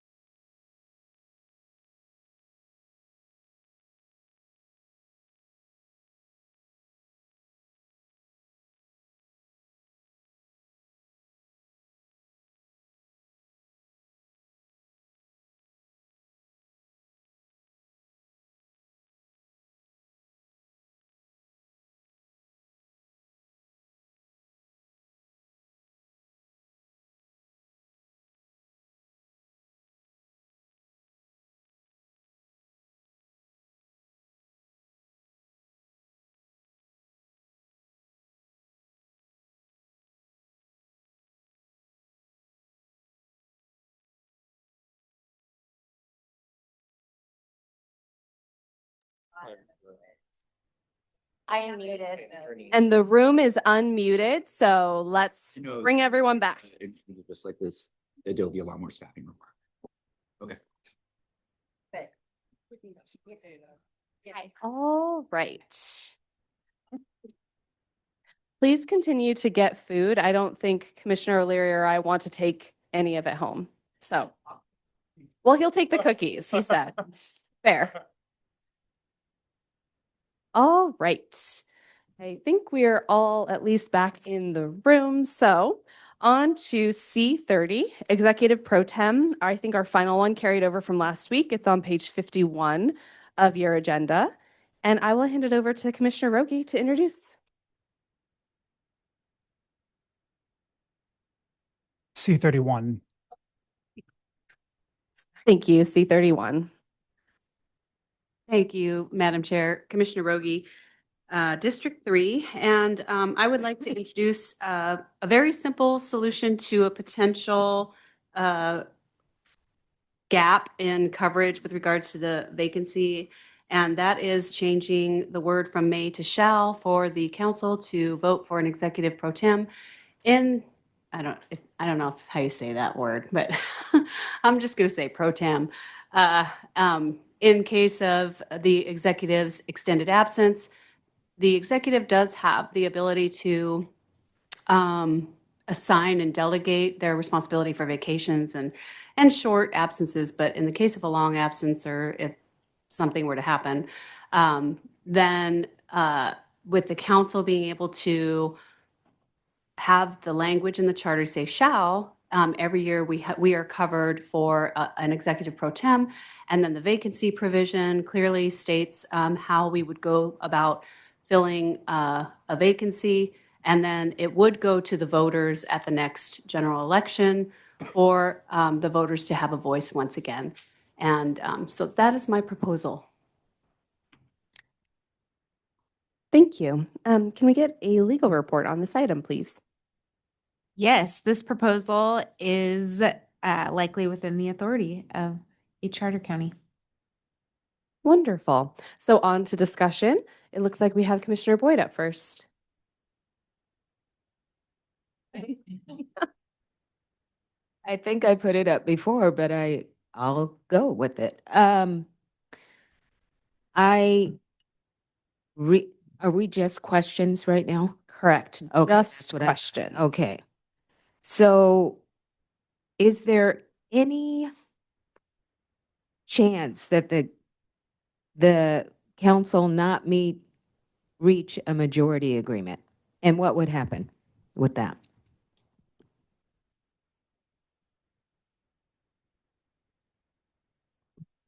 Nope, you were right. I know it's I can see the light. counterintuitive. Okay, thank you.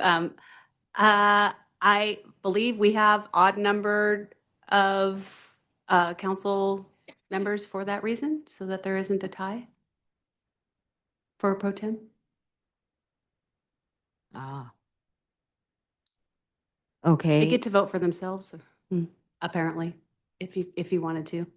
If you're nominated, you could vote for yourself. Is there a chance that there would be a reason why the council shouldn't designate someone? I don't know. To be honest, Okay, it good. says may already in the code, so they have the ability to do this. This directs them to do it so that it's so that the executive pro tem is named every, I think it's annual or at the beginning of the session. So that way it's just filled. The position is filled. That's my two. I know.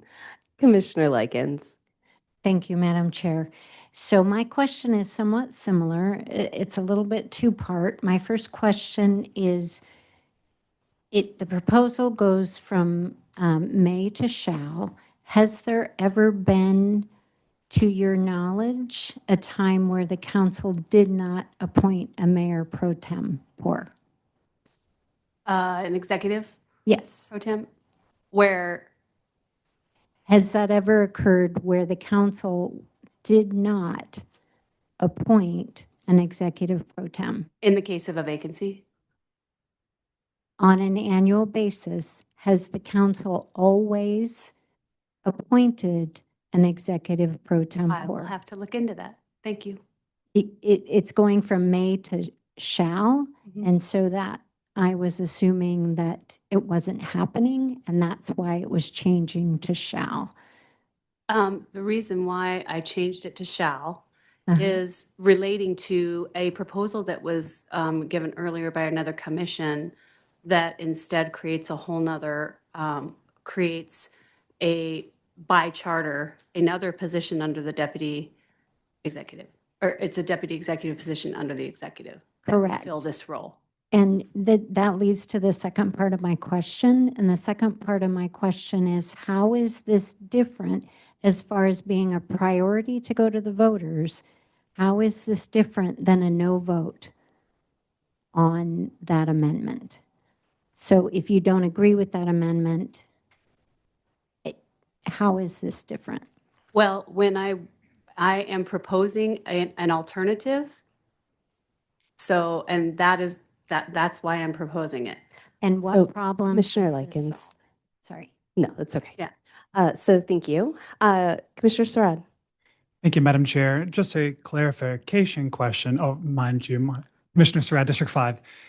The proposal appears to only make the small modification of may to shall, but in the rationale for the proposal, it's repeatedly mentioned that this is related to vacancies within office, but it doesn't act upon the vacancy section 4.710, unless I'm mistaken.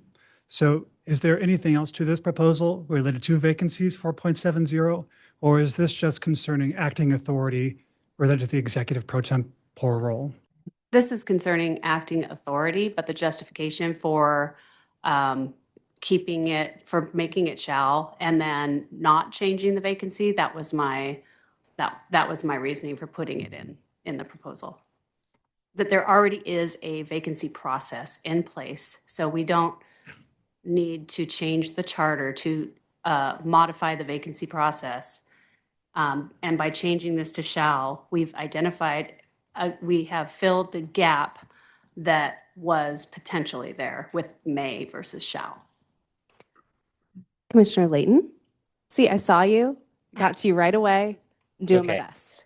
No, it's good. I'm not proposing this one, so I'm not trying to answer a question, but I guess my question really is about separation of powers. If we have a council member serving as the executive in an acting role for even as long as the vacancy rolls, do you foresee problems in that person not only serving as an executive and a council member, a voting council member, and somebody signing off as executive, even in an acting role? The separation of powers here is, I'm just curious of how you, when you wrote this, think about the division of branches of government. Yes, in the charter, it does specify that they don't have the authority to, I'm sorry, I don't have it in front of me, so I'll get it in front of me next time, to be able to, I think, let go of personnel. So this position would help, the vacancy process would still happen. This position would fill the vacancy until that process is complete. So, and I feel confident that with the council, they have all been elected into those positions, and they're elected by their peers to be able to facilitate running the executive's office for a short period of time to get them through that vacancy process. All right, I believe that concludes questions on this proposal. So that brings us to a call for sponsorship. Do I have 4 commissioners who are interested in sponsoring this proposal? And I see 4. So we will move that on to a first reading at a future agenda. Thank you so much. All right, so moving right along to C32, initiative signature gathering timelines on page 54 of your agenda. Commissioner Hannick, over to you to talk to us about it. Commissioner Hannick, District 1. As I looked at, well, the first question posed by, I think, another commissioner was that it is difficult to do initiatives. Yet I looked at the last elections and changing the number doesn't always help. And so I ventured or thought, well, change the timeline, meaning more days to gather the signatures and more time to get it done. It says 120 days. The proposal, well, the law as right now gives a timeline that is needed before to be printed on the ballots and before you have to do your voter statements. But I think that by changing that timeline, I'm doing the second one first, that makes it still available for the county auditor. I know that when you have primary races, let's say you had a write-in candidate, they are still able to get their information in because as long as you get it in by the end of August. So I changed the timeline for the same reason for the initiatives, as long as you get it in by the end of August. Currently, it's like in July that you have to have the information in. And that's a long ways because we don't have a primary going for the initiatives. Then on the other end, to allow from 120 days to 150 days just gives a little bit more time for the signature gatherers to operate, and they're not as limited. So I'm just expanding the timeline. Questions? Thank you. A legal report for this item? Thank you. So the Thank you. the time frame, expanding the time frame to collect signatures, it does seem to be within the authority of the charter, but you'll see in the legal review, shortening the time period between when signature petitions are submitted and the general election could pose a challenge. It may not comply with state law. There is a hard deadline in state law for notifying the county auditor that a measure is going to be on the general election ballot. And for example, this year, let me back up. That deadline is the day of the primary. This year, 90 days falls actually the day after the primary. So you'll see in the legal review a recommendation of maybe altering the language just so that the deadline is consistent with state law on that. I'm happy to take any questions. Are there questions about the legal review? Commissioner Hannick. I'd just say I'd be amenable to any things to make it easier for the auditor's department to operate. All right. Thank you. And thank you for the legal review. Looks like I have Commissioner Layton and then Commissioner Riddell Kelly. Yeah, thank For you. discussion. Yeah, thank you. And maybe it's a lawyer Katie question, but I'm wondering, is the extra 30 days at the beginning of the process, not at the end? So you know, it like the deadline, let's just say the primary for all intents and purposes, but it's really 150 days prior to the primary people have. Is that, Commissioner Hennick, is that your intent? Is 150 days prior to whatever statutory deadline to get it into the voters pamphlet and on the general election? Is that your intent? Yeah, unlike a referendum, which has a certain limitation after the vote, which is why I didn't touch that, an initiative can be started at any time, and it just goes on the next election, November election ballot. So you can start it in January, or you can start it in you know, whatever, you know, to get to that, what I put down as 90 days. But, you know, once we adjust that to get it to the right date, it's 100 and what I'm reckoning is 150 days. So it can start at any time. And I didn't want to change the timeline for the prosecuting attorneys or anything like that. It's just for the timeline for gathering the signatures. Commissioner Layton, the proposal changes both timeframes, both for gathering signatures and then the deadline for submitting them. All right. Thank you for the question. Commissioner Riddell Kelly.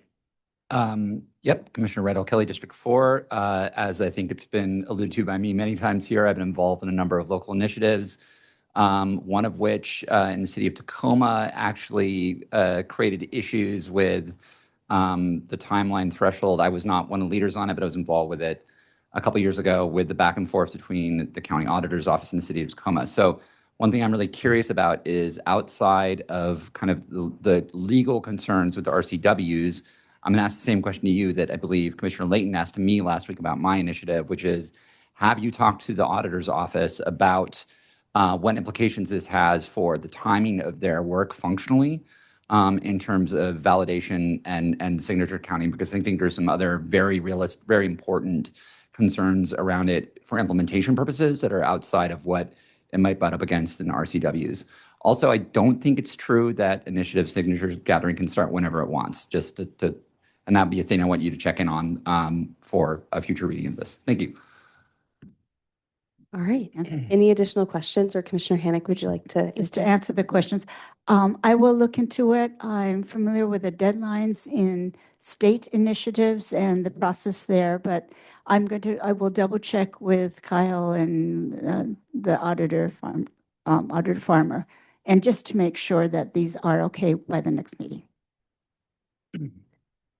All right, see no additional cards up, so that concludes discussion. On to a call for sponsorship. Do I have 4 commissioners who are interested in sponsoring C32? All right, seeing several beyond 4, that will move on to a first reading at a future agenda.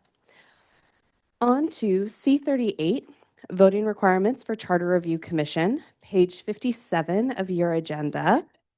Commissioner O'Leary, would you like to speak to your proposal? Sure. Commissioner O'Leary, District 1. I'm sure this is going to bring a lot of fun conversation, I hope. You know, we are a very diverse county, and I think we've seen that reflected in many of the testimonies from the people that have come to our various meetings and from the viewpoints of the commissioners themselves. And I think if we are going to bring the viewpoints of real talented people that sit on this charter and that are very thoughtful in how they present things, if we're going to bring that to the ballot, if we're going to bring that to the public, we should bring the best of the best. And rather than have a simple majority, regardless of who that majority favors at any given time, I think that the final elements that go to the ballot for the voters should require more than a simple majority of this body. It should be something that maybe has been modified. There's been a lot of good discussion tonight illustrating that people would be open to working with others to try to make things better or to get additional information. And I think the public deserves that. They don't deserve a simple majority reflecting and taking space on a ballot for something that has limited space. We've identified that voter fatigue is very real. And I just think we owe the general public to really put forward the best of the best and put our heads together to come up with the best possible modifications to this charter. So that's why I'm proposing a 2/3 majority vote for any final votes to go to the charter, to go to the ballot. Thank you. All right, on to legal report for this item. And changing this vote requirement is within the authority of a charter. And I pointed out in the legal review that this 2/3 minimum vote is required for amendments that are proposed by the county council. All right, so that takes us to discussion. Commissioner Likens. Oh, Yes, thank you, Madam Chair. Oh, did she have more? no, I think you were first. Okay. I appreciate this, you putting forth this amendment. My question is whether or not this needs to go into the charter, because from my understanding, and correct me if I'm wrong, at the beginning of the process, when we started as a charter, we as commissioners decided upon how many votes would be required and what our process was. And we had discussion around that and decided on it of ourselves. I do know there are other charters that do require a 2/3 in order to put things onto the ballot. I know that, I believe up in Bellingham, the county there does it. So it's not unusual, but I'd love to know your thoughts on why in the charter and why not just let the next charter commission figure out those rules for themselves. Thanks. Great question. Thanks so much. You know, I don't know about you guys or gals, but in my house, some of the best suggestions come from my wife in our conversations because she knows me the best. And we were talking about how we can make this better and some of the decisions that have been made or the challenges that haven't been met. And that was the genesis for this, came out of that conversation. And to answer your question, I've seen that very thing where we sat for a month and a half to try to come up with a process for this body. And we don't have a roadmap in the charter for what this body is to do. And if at this point we can put one thing into the charter that gives us a skeletal requirement for what we need to do for the most important vote that we're going to take, and that's what goes to the ballot, then I think we've done a pretty good job. And I would say going forward, I would love to leave a roadmap for the next folks that sit around this table, because we didn't have one. If it wasn't for Commissioner Hannick and Commissioner Lance giving us some guidance, we'd still be talking about this. So that was how that all came about. It was to help build consensus amongst us, get us working together, hear the differing viewpoints, and to come up again with the best of the best to put on the ballot. Commissioner Layton? Thank you.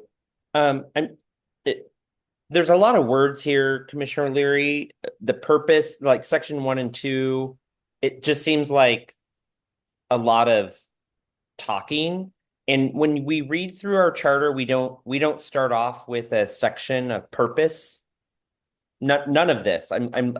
You saw me get up and run. I'm traveling. I'm at my husband's in Pennsylvania, and I brought the charter with me. I didn't bring the binder, Commissioner Lance. Sorry. A limited room. But I'm curious if the part that seems like the meat and potatoes here that my grandpa used to say is your third bullet here. Is there really a purpose, Commissioner Leary, for the purpose? We don't have that anywhere else in the charter, and I'm noticing a lot of amendments coming forward with a lot of talking, and I'm a fan of less is more. Would you be open to just like cutting that out and just doing section 3 of your amendment?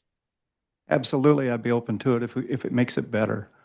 I'm not into lengthy verbiage for the sake of it. There's a lot here.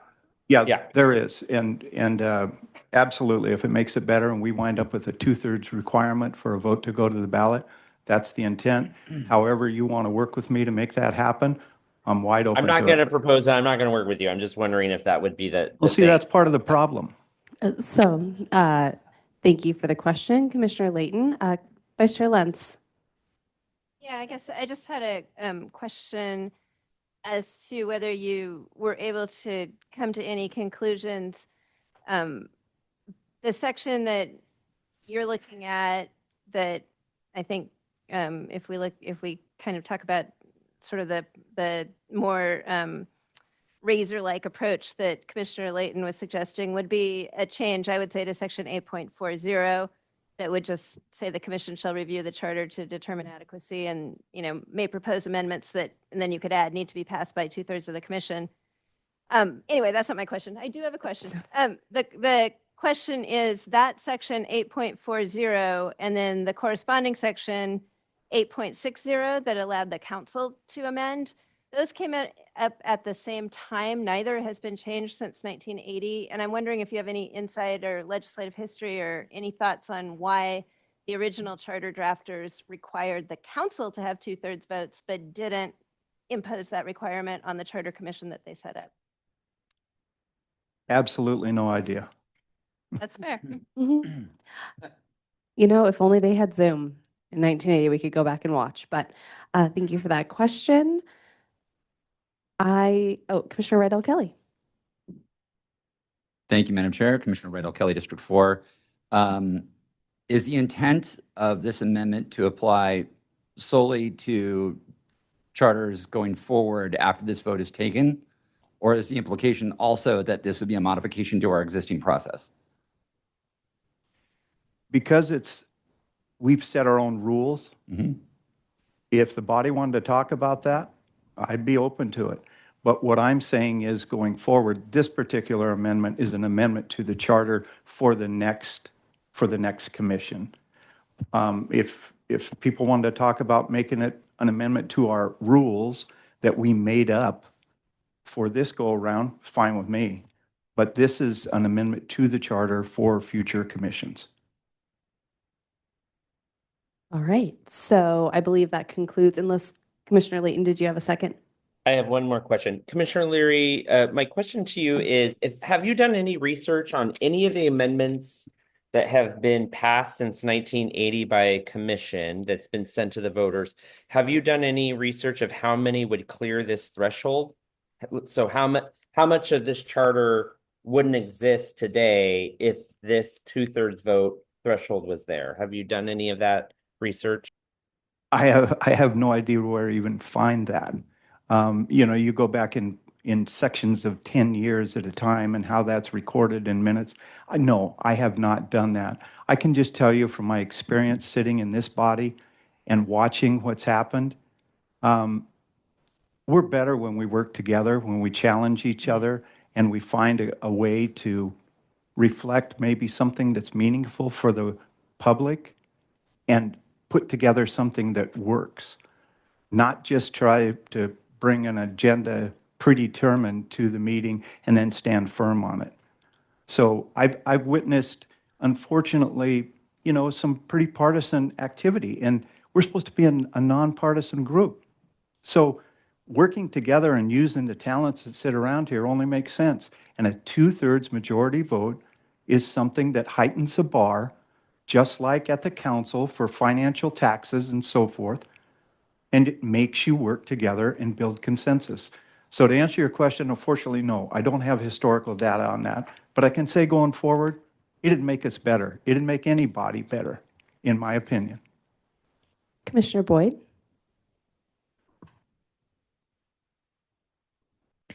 So I'm going to read what I wrote for my question on this. And it is there a concern that when we propose ideas and we're thinking about them very clearly about the pros and cons, that is not partisan if we vote one way or the other? I mean, I would say that we keep saying that it's on partisan lines, but I'm sitting here as that not being my truth. And so I want to say that out loud. But is there any fear about when we propose ideas that if we filter them too aggressively, that conversation will go even longer than what we're doing now? And getting home at 11 o'clock every time is exhausting for people who have to go to work the next day. And I don't want to say that that's, horrible, but when we have a significant majority, but not a super majority, it shifts how many can move forward. I think we're going to. Commissioner Boyd, do you have? My question is there fear about that? That then our voters aren't even going to see some of these because we'll have stopgaps, some of these that they're calling for. It's a great question. Thank you, Lisa, for asking that. Why shouldn't we, is my answer. Why shouldn't we deliberate until we're sure that this will get a 2/3 majority vote? Why shouldn't we do that for the public? We all have differing opinions. We have different education. We have different experiences. We represent our given 7 districts. Why shouldn't we have a broad brush look at this to say, this is worth bringing to the public. And I hear you. Some of these would be deliberated forever. And maybe they shouldn't go forward. And if they don't get a supermajority vote, a 2/3 vote, then don't take them forward. We are a microcosm of the diversity that sits inside Pierce County. If we're going to reflect accurately those differences in our county, why wouldn't we want to have a 2/3 vote on something that we put on the ballot? All right, don't see any additional cards up, so that concludes discussion on the proposal. Do I have 4 commissioners who are interested in sponsoring this proposal? I see more than 4, so we will move that on to a future agenda for first reading. And I do want to highlight the conversation about creating, just one second, about creating a roadmap going forward for future commissioners. And I've heard that a couple of times tonight, and I think that would be a really great thing to take on. So we'll be thinking about that some more and figuring out how to take what we've learned and help future commissions move forward. Commissioner Hannick.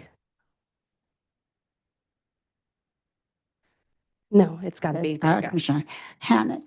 I'm not sure if this is exactly a point of order, but for the minutes of the meeting for the next time, I would like it corrected on the agenda that the sponsorship is O'Leary, not Hannick. So we amended the agenda earlier to include that. Thank you. Sounds like there's an offer for a co-sponsorship. All right. So that concludes our commission amendment proposals for consideration of 4-vote sponsorship. Moving on to item B of our agenda, substantive discussion for amendment proposals previously advanced by 4 votes. So this is second reading. This is the last time before something goes into the hopper that we have to discuss it. It is the time for substantive conversation. So this is where the true discussion happens, everyone. All of these proposals, for folks who are newer in the room potentially, all of these proposals have been spoken to at a previous meeting, and now we're just talking about them one last time. We'll do a vote at the end to see if they move on to the hopper. All right, so we'll start with C20, conflict of interest on page 60 of your agenda or of your packet. Over to you, Commissioner Rogie. Yes. I just want to let you know I'm going to recuse myself and step out of the room. And just to clarify why I'm recusing myself, there was comments at the last meeting about county council or executives being able to potentially have their staff serve on charter to serve their interests. And for that reason, I'm recusing myself from this vote. Thank you. Thank you, Commissioner Likens. I agree with you and therefore shall also recuse myself. Vice Chair Lentz, I'm calling you into service. If you need help writing down numbers, maybe Commissioner Ginn would be able, or writing down names, Commissioner Ginn could help you.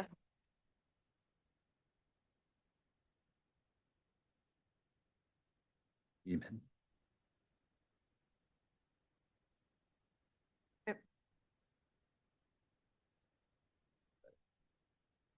Okay, Commissioner Rogie, we are on the second reading. If you wanted to just ever so briefly reintroduce your proposal and. Yes, the idea, and I believe there was an amendment. I can't, did the amendment pass? No. Yeah. No? I thought Nope. it passed. It did not. The amendment failed. Step out too. Commissioner Lance, I'm going to go ahead and recuse myself as well. Okay. Thank you. Thank you. So the record reflects that 3 commissioners, O'Leary, Likens, and Barron's, have recused themselves from discussion and voting on this what is it? 20. Okay.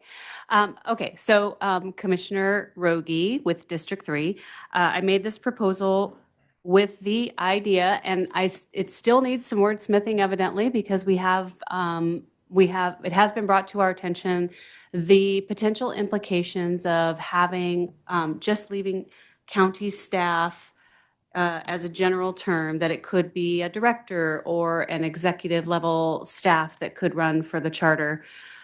While it's not as easy to get onto the charter as as you still have to run, you still have to get enough votes, and you still have to beat your competition and get in that way. But I am still open to amending. I think this proposal is good enough to move through to the next, to the hopper, because I believe that we have a lot of talented people who work for Pierce County who would be and are fantastic, and would be able to serve in the capacity that we need them to, as far as being able to inform some of these policies. So while it's not perfect in its current form, I don't think it has to be perfect, as we've discussed before going into the hopper. The idea is that people who have a career with Pierce County don't have to quit their full-time job to serve on a voluntary 6-month short-term position. And they don't, this commission does not have authority. It goes, these proposals go to the voters. So that's all I'll say. Thank you.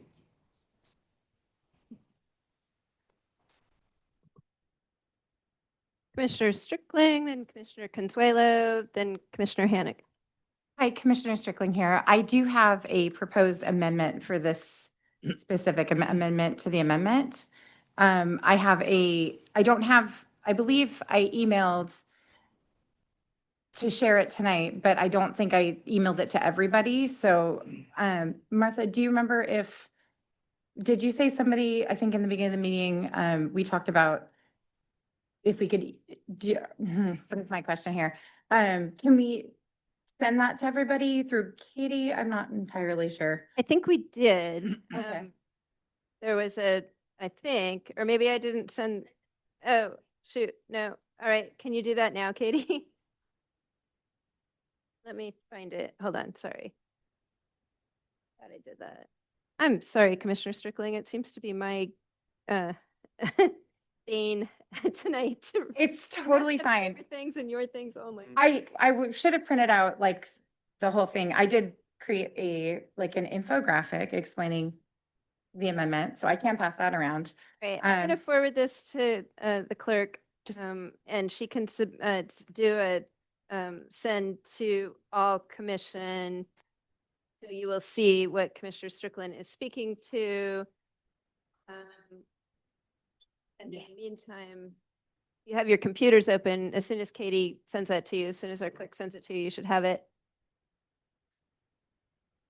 And it's quite lengthy, so. That's why I wanted people to be able to see it. I think you'd want to read it into the record verbatim. Okay. So I will do that right now. So county elected, so it would be a strike through of, do I read the strike through parts or just the add parts? So what you're proposing is to amend proposal C20 in a particular way. So you need to read what you are changing to C20, but it doesn't look like your handout does that. It looks like it's a I whole have new it. Yeah, proposal. my email does it because I was gonna print it. And I Okay, read so it. I think that if the purpose of your amendment is to strike entirely what we're debating and replace it with something else, is that? It keeps some of it, but it's to make it work, it had to work differently. Does that Okay, make well then I sense? think that's the most clear. So you should couch your proposal as striking existing C20 and replacing it with what you intend to read into the record. Okay, perfect. So I'm going to read the part that I want to put into the record, striking the original sentence or the original parts. County elected officials shall perform their duties free from conflict of interest and shall not participate in any proposal, decision, contract, or action in which they or an immediate family member have direct financial interest or derive a direct financial benefit. Point of order. What's, state your point? When I was trying to make a rather substantial amendment to Commissioner Sarad's, point of order was called on me and told that it had to be submitted as a new proposal. I think that's what she's saying, is that her And proposal is to strike existing C20 and replace it with different language. But it isn't an amendment. It's an amendment to C20 that's being debated. So I don't think the point is well taken. Okay. Well, we've been treated differently then. Are you appealing? I guess I appeal. I'll second.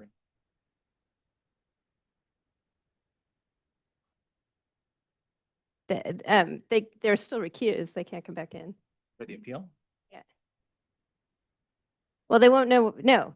Okay, so we're going to take a vote on the appeal. It's been moved. It's been appealed and seconded.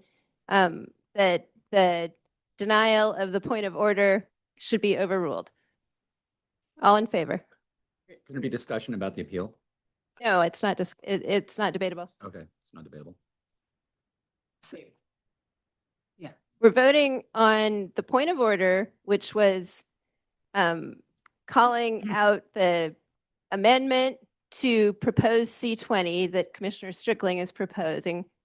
The point of order was saying that it shouldn't be done that way. I said the point of order was not well taken. Commissioner Rogi has appealed that. It received a second. So now we're going to vote on whether the appeal from my finding denying the point of order has a majority vote.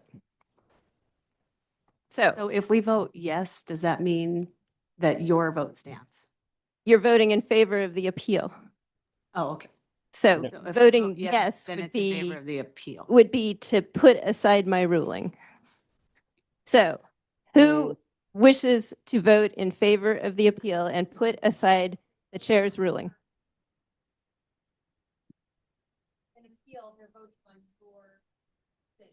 Right. Right. Oh, wait. No, they're in. What'd you say? Sorry. No. Okay, I take that back. It's the reverse. It's the It's the reverse. Chair. opposite. All right. So Yeah. who wishes to Upholding. vote in favor of upholding my decision to deny the point of order? Raise your card.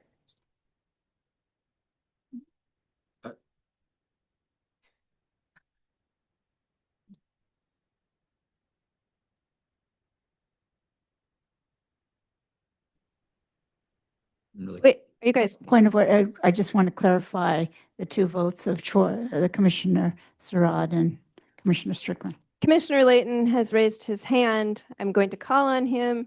Oh, I was just voting. Oh, okay. You're correct. The vote is to uphold your decision. Affirmative vote is Right. to uphold your decision. Okay, so I said it wrong the first time. So it's been moved it's been appealed and seconded. The vote is to uphold the chair's decision that the point of order was not well taken.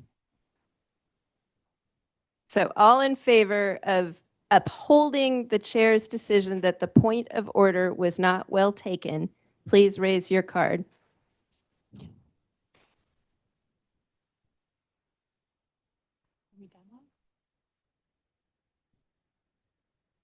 And the chair hasn't voted.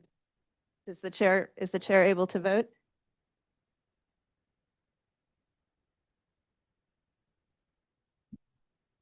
So the chair votes in favor of upholding the point of order ruling.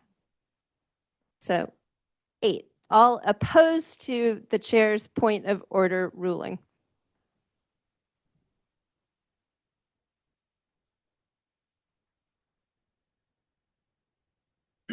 Okay, so the point of order ruling is upheld.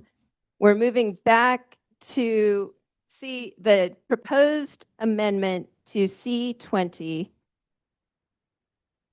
which would do the following, what Commissioner Strickling was reading into the record. Should I start from the beginning? Please. Okay. County elected officials shall perform their duties free from conflict of interest and shall not participate in any proposal, decision, contract, or action in which they or their immediate family member have a direct financial interest or derive a direct financial benefit without first publicly disclosing such interest on record. Upon such disclosure, the official shall recuse themselves from participation in the matter. Financial interest means an interest required to be disclosed under the personal financial affairs reporting requirements of the Washington State Public Disclosure Commission, including jointly held interests with a spouse or a registered domestic partner. Such disclosure shall be made prior to any vote, decision, or other official action on the matter. No salaried county elected official shall hold any other county employment or accept compensation from any county contractor during the term of office, nor hold another elected public office except as a political party precinct committee officer. Nothing in this section shall be construed to prohibit a county employee from serving on the Charter Review Commission, provided that such commissioner shall disclose on record any matter before the commission in which they or an immediate family member have a financial interest and shall recuse themselves from participation in such matter.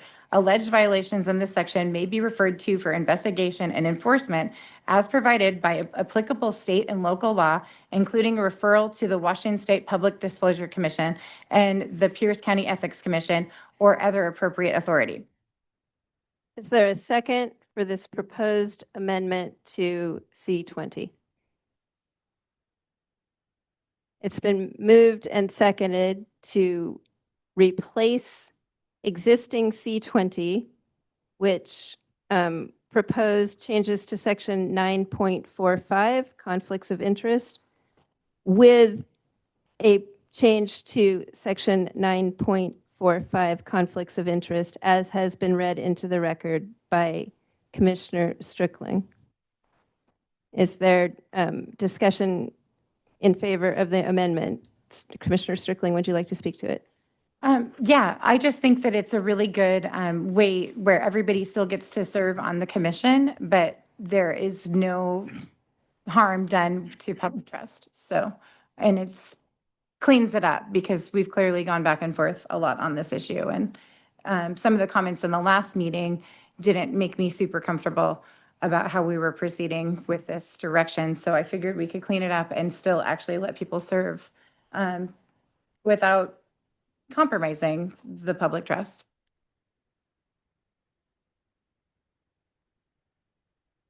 Is there any additional discussion on the amendment? Madam Chair. Oh, Commissioner Layton? sorry. I know I'm to your left. Sorry. I'll be voting against this amendment as well as the underlying proposal. One, I'm not a fan of long amendments, generally speaking. Shorter the better. But I frankly think that there are nearly 1 million people in this county, and if we can't find folks that don't work for the county or have conflict, then that's a problem in itself. And so I think that the current language stands for itself, and we all should have read the charter before we moved into running. And so I think for my part, I'll be voting against this amendment and the underlying proposal in general. Thank you. Commissioner Hannick, do you wish to speak to the amendment? Commissioner Hannick, as I'm looking through this sheet here, I see a lot of explanations and compare and contrast, but I'm not sure of what the words are actually. So I can't wait to see this in the proposal form, you know, with all the right words. And I'm just wondering where the employment, you know, you've covered family interests, spouse, domestic partners, dependents, PDC standards, but I'm just wondering if the simple message of allowing for someone that works in some department downline, not at the council level, I'm not seeing that explicitly, which is what I'm looking for. You know, if you work for planning, if you work for utilities, and you work for the county and get a county paycheck, that kind of shields them. I don't see it explicitly, so I just can't wait to see it. And if I'm just missing it on the sheet, let me know. Commissioner Rogie?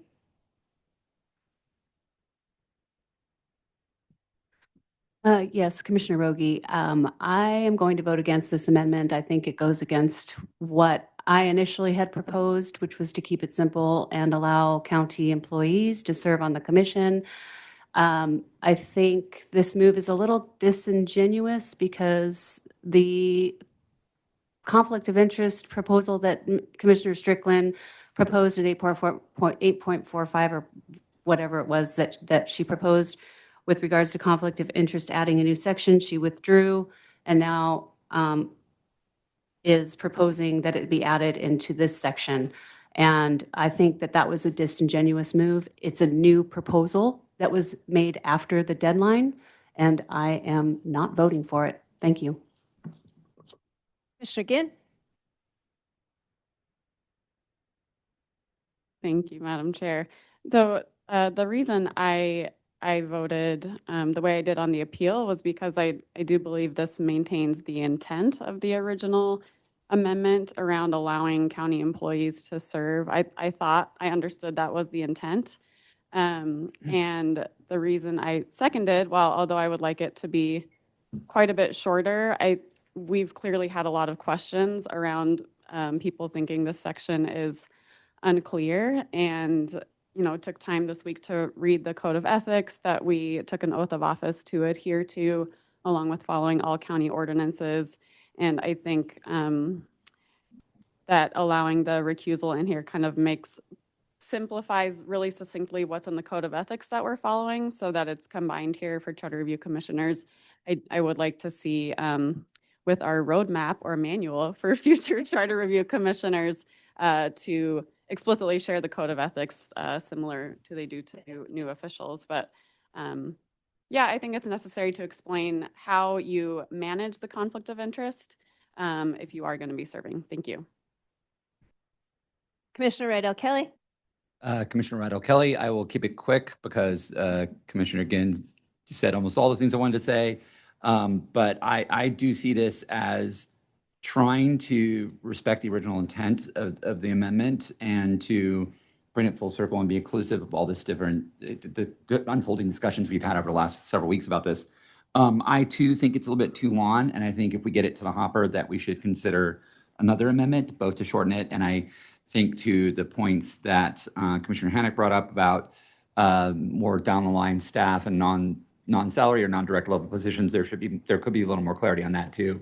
And I think this is a great opportunity for us to move a thing that is bipartisan, nonpartisan, and is really inclusive of a lot of different concerns coming from different folks here. So I'm excited to support it. Commissioner Herrera, then Commissioner Consuelo, then Commissioner Boyd. Hi, thank you. This is Commissioner Herrera from District 2. I am against this amendment because it is similar to an amendment that was struck down last Monday, and it looks like we're just bringing it back around. However, this amendment forgot to include people running for office, people currently getting paid by Pierce County being on nonprofits, and there are quite a few in this commission right now doing so, and I just want the public to know that. Also, the 3 people that recuse themselves are running for public office, and that's why they recuse themselves, although they didn't disclose that.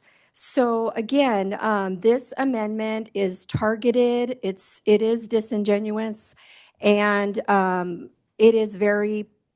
it's playing partisan politics on a nonpartisan commission. And we all know this, and we're just sitting here mixing up big words to make it sound really good, but it's not a good thing. Pierce County employees should be allowed to run for public office if they're not holding an executive level position. They're just regular employees getting paid like you and I at our regular jobs. That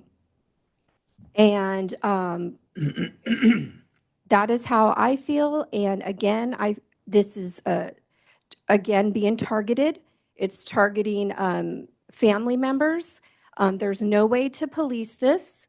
Again, I will state that many people that are elected on elected positions, including judges, executive level members, people in the legislature, people in all sorts of government on the executive level have family members that are also in government offices doing government jobs. So again, I will be voting no, because again, this is very targeted. Thank you. Commissioner Consuelo, then Commissioner Boyd. Thank you, Madam Vice Chair, Commissioner Consuelo. I am echoing Commissioner Ginn and Commissioner Rydell Kelly's comments on wanting the core of this sentiment to be amended into the amendment. I believe at the moment it is a little too lengthy, but at the same time, with the current amendment, with the main amendment that we have here, from what I'm reading, if it goes in as is right now with the except the prohibition does not apply to a position of charter review commissioner, it sounds that like it will include elected officials and not only county workers to also apply for charter review commission. So I think both areas need to get a little bit more polished up. Yeah, thank you. Commissioner Boyd.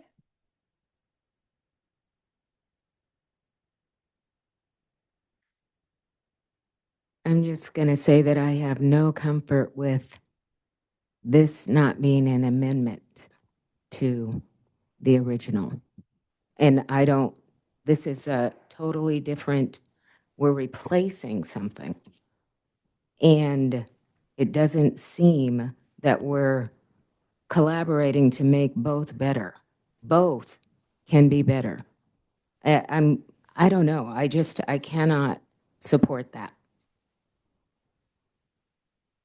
Commissioner Strickling. Yeah, I think people are confused. I am saying that everybody can still serve. So commissioners can still serve. They just have to disclose and recuse, like what we just saw 3 people do. Like that's all this really is asking. It's not saying that they can't serve. So that is getting mixed up in the telephone game that we're playing right now. So just wanted to clarify. Commissioner Willis. I'm sorry. Yeah, Commissioner Willis, District 3. But to that point, it says, nor hold another elected public office, except as a political party precinct committee officer. So then it would apply to other elected offices. That's very similar to what's already in the conflict of interest original charter piece. So that we're not changing that part. I did a strike through of what Holly did and restated it a little bit differently to honor actually what Holly did, but to put guardrails on it to protect public trust. So. And if I can, on the top of that, it is because I was gone last week. So was it a cutoff to make amendments last week? Or are we still doing it, allowing new proposals in? This is an amendment to a proposal that was already being considered. So it's not beyond the cutoff. Are we allowing new amendments throughout the process? It's not a new amendment. It's a proposed amendment to an existing proposal. And the answer is no, we're not allowing anything new. Okay, thank you. Sorry. Unless by vote, right? Oh, except by. Oh, yeah, it was majority. Okay, so everybody has spoken once who has their card up. I put my card up because I'd like to speak to this as well, and I haven't spoken yet. I'm going to be voting no on the amendment, and I'm going to be voting no on the underlying proposal as well. I don't think that all of the language in the amendment is necessary. I think the types of conflicts of interest and recusals that are being addressed already occur.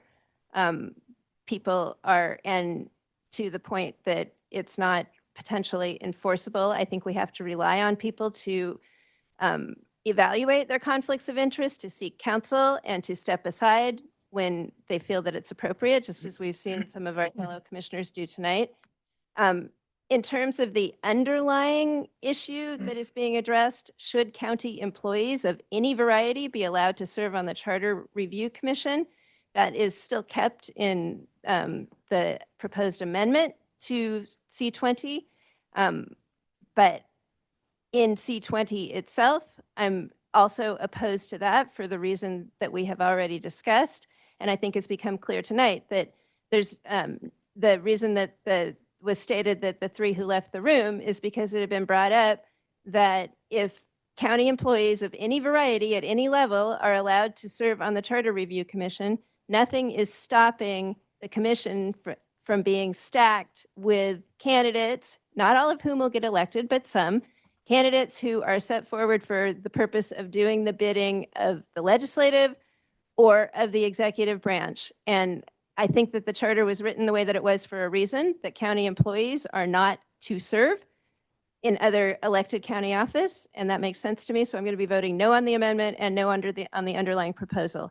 And now everybody, I think, has spoken once, so we can take second speakers, or we can call the question to vote on the amendment. I see at this juncture only Commissioner Willis, only Commissioner Rogie has her card up for a second statement. The way that the amendment reads, does it also say all elected officials? Because I believe this was the Pam Roach rule, and that was the intention behind the conflict of interest, that you couldn't hold a county office and another elected office. So there could be some other opportunities for recusal if they're running for an elected position. Interesting. Okay. Commissioner Consuelo, did you want to speak a second time? I just have a question. Oh, thank you, Madam Vice Chair. I just have a question. If this amendment doesn't pass, we can't make another. If this amendment doesn't pass, we can't make another amendment on the same topic, correct? Not that does the same thing. A different amendment for a different purpose could still be proposed to C20. Okay, thank you. So seeing no other speakers, we have a motion before us to approve the amendment to C20 as was read by Commissioner Strickling. Do you want me to read it again, or is everybody clear on it? Okay, so I can read it again. So Commissioner Strickling's proposal, proposed amendment that is before the body is to change proposed C20 to the following. The amendment would propose language to Charter Section 9.45 that would strike the existing language, no county elected official shall hold any other office or employment within county government or accept any employment or compensation from any county contractor during his term of office, except this prohibition does not apply to the position of Charter Review Commissioner. That language is stricken. Additional language would be inserted to say county elected officials shall perform their duties free from conflicts of interest and shall not participate in any proposal, decision, contract, or action in which they or an immediate family member have a direct financial interest or derive a direct financial benefit without first publicly disclosing such interest on the record. Upon such disclosure, the official shall recuse themselves from participation in the matter. Financial interest means any interest required to be disclosed under the personal financial affairs reporting requirements of the Washington State Public Disclosure Commission, including jointly held interests with a spouse or registered domestic partner. Such disclosure shall be made prior to any vote, decision, or other official action on the matter. This amendment also strikes the existing language from 9.45 to strike members of the council, the executive, the assessor treasurer, the auditor, the sheriff, and the prosecuting attorney are prohibited from holding another elected public office during the term of their office, except this prohibition does not apply to the elected office of political party precinct committee officer. New language would be inserted in section 9.45 to say no salaried county elected official shall hold other county employment or accept compensation from any county contractor during their term of office, nor hold another elected public office except as a political party precinct committee officer. Additional language would be added.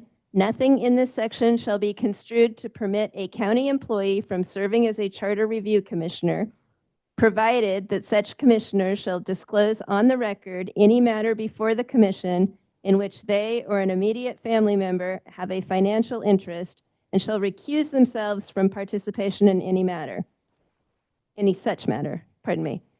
Finally, it adds the language, alleged violations of this section may be referred for investigation and enforcement as provided by applicable state and local law, including referral to the Washington State Public Disclosure Commission, the Pierce County Ethics Commission, or other appropriate authority. So that's what we're voting on, whether to adopt that language in exchange for or in replacement of proposed C20.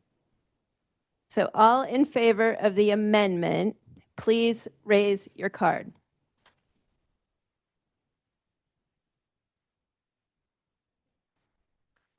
All opposed to the amendment, please raise your card.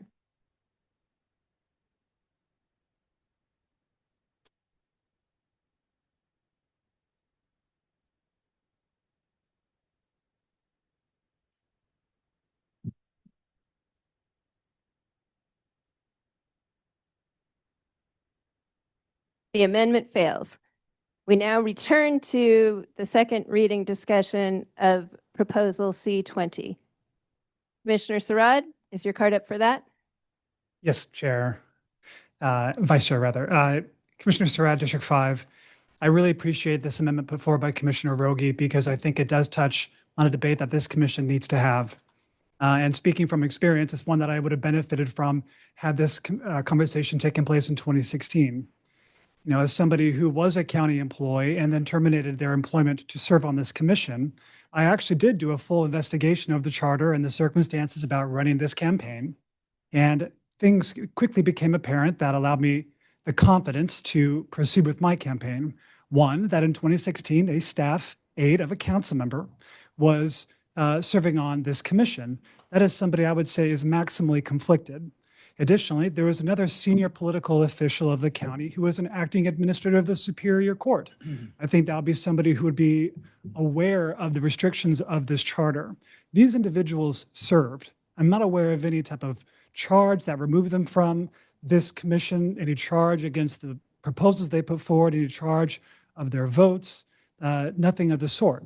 Additionally, the Tacoma News Tribune in July 21, 2015 said, while sitting elected officials may not serve on this commission, nothing prevents their staff from running.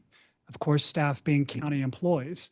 So if the charter is clear on this matter, it fooled a lot of credible people, including the press. So as a layman who's running for this role, looking at the circumstances and additionally reviewing additional circumstantial evidence on the matter, it seems fairly clear that there is a lane for employees to serve on the Charter Review Commission.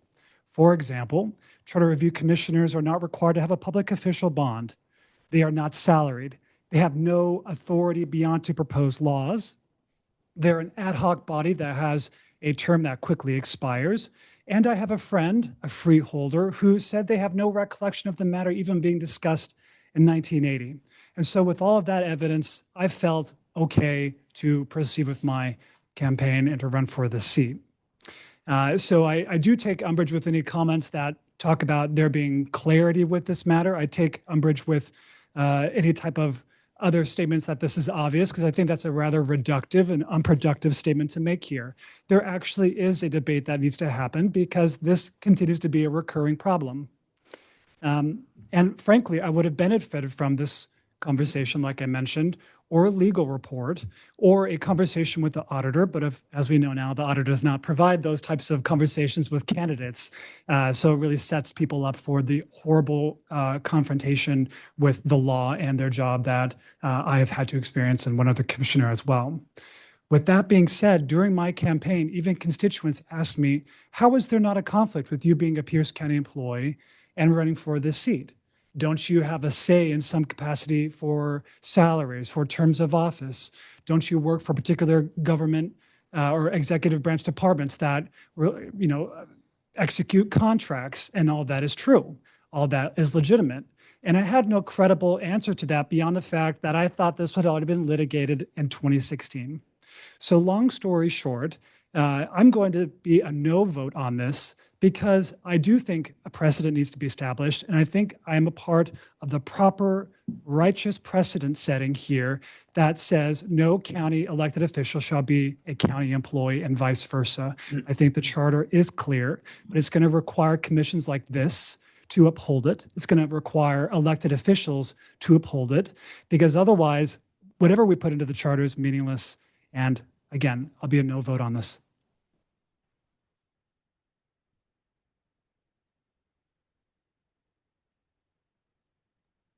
Hey, I don't see anybody else. Oh, I'm sorry, Commissioner Hannick. I do see someone else.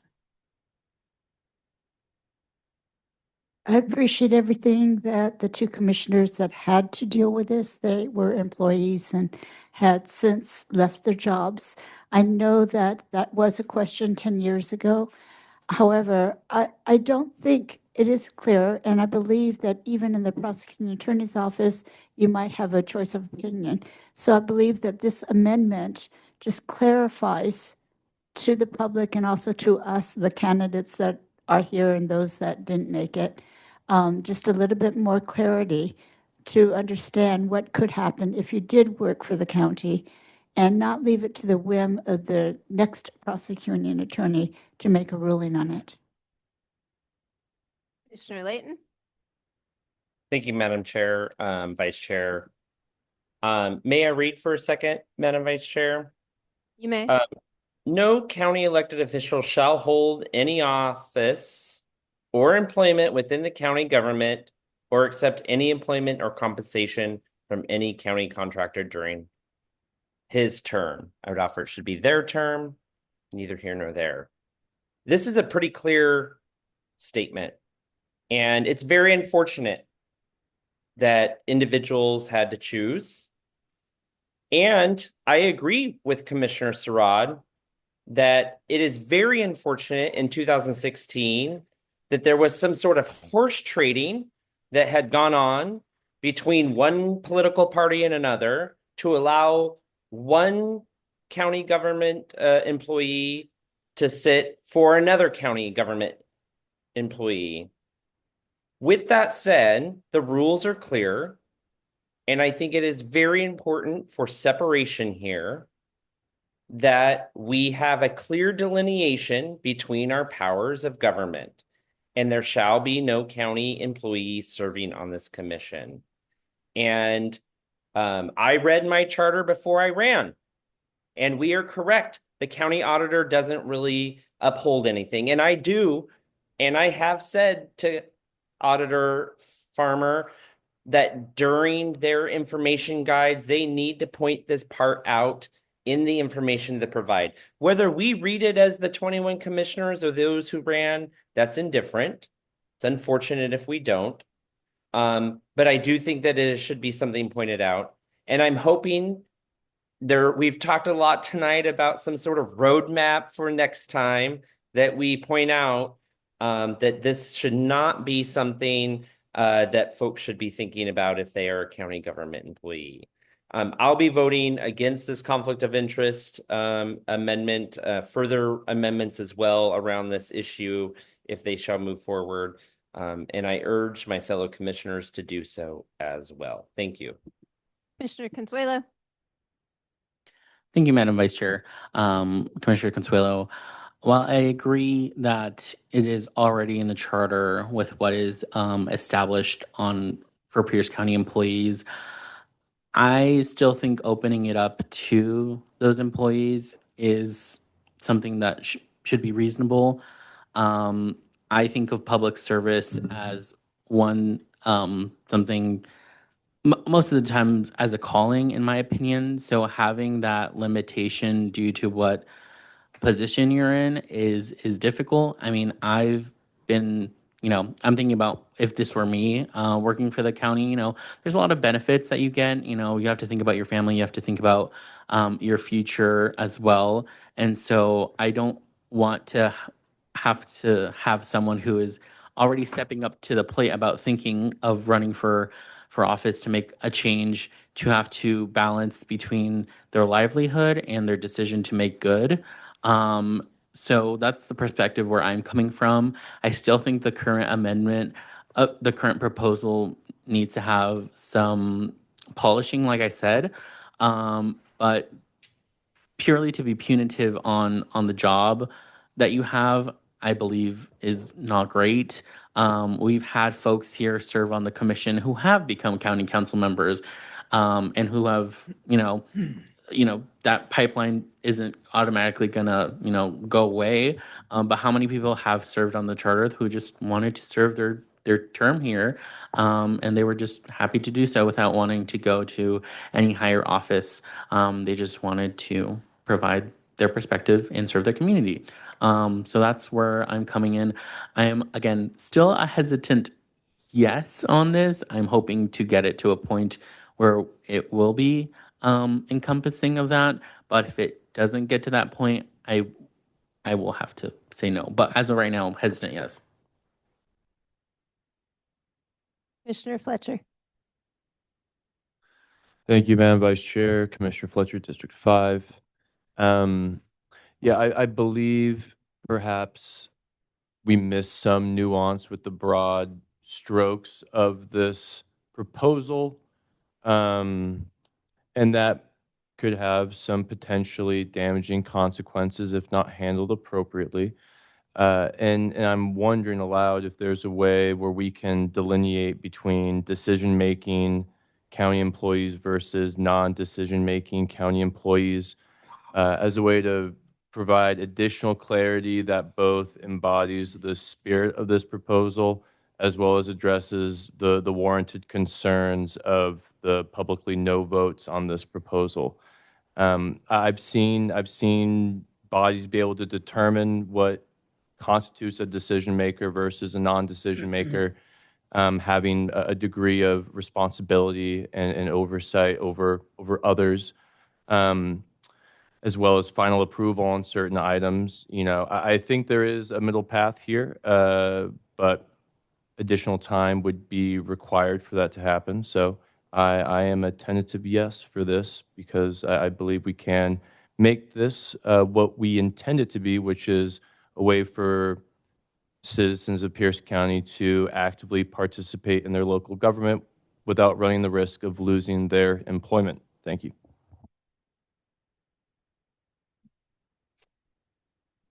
Okay, seeing no additional cards being raised on this and also approaching the moment where we were having to vacate, I think we're going to take a vote on whether to move C20 in its existing fashion, which says, I think everyone has it in front of them. So if you are in favor, well, actually, I take that back. I need a motion. Commissioner Henner has moved that C20 be moved for final consideration. Second. Been moved and seconded that C20 be moved for final consideration. All in favor, please hold your card. Madam Chair, I call a roll call vote on this. It's been a roll call vote has been called. So all in favor would say aye when your name is called by the clerk. All opposed will say no, and all abstentions will abstain.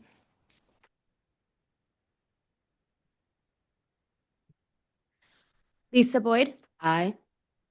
George Consuelo. Aye. Mason Fletcher. Yes. Kate Ginn. Nay. Sharon Hannick. Aye. Elizabeth Herrera. Aye. Billy Joe Hetherington. No. Jake Hunter. Aye. Martha Lance. No. Justin Layton. No.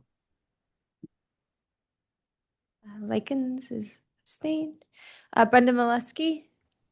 Aye. Holly Rogie. Aye.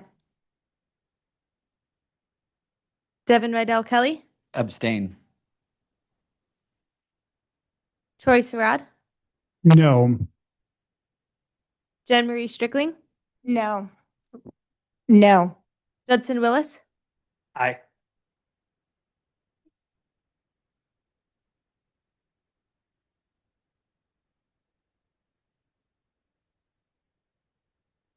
I have 9 in favor and 6 opposed. C20 is advanced by a vote of 9 to 6 for final consideration. And at that, I think we have reached our time. move to We can adjourn. ask our recusers to come Oh. back into the room, and then we can take a motion to adjourn. In order to make it on the ballot, we need 11 though, right? Yes. Oh, yeah. Whoever's in the room. I think we need No, we 11 need, on the we ballot. need 11 to get it to the ballot. Okay. It's the majority of the body. Majority of the body, not of the quorum for whatever the vote is that day. So if someone really wanted to wreck, they could just stick out. Hello again, everyone. Sounds like maybe we are ready to get a motion to adjourn. Move to adjourn. Second. All right, any discussion? Yes, Right. Commissioner Mosky? Madam Chair, I just want to make sure we're going to uphold the same principle of what we haven't finished. We'll do at the top of the list on the next week. Exactly, that is Yeah, what we will be doing. We'll be moving forward. Every time things will come back to the top and then we'll move through those and keep going. My pen. All right, any additional discussion? Seeing none, all in favor of adjournment, please say aye. Aye. Aye. All opposed, please say nay. Any abstentions? Meeting adjourned. Are you gonna have him? Okay.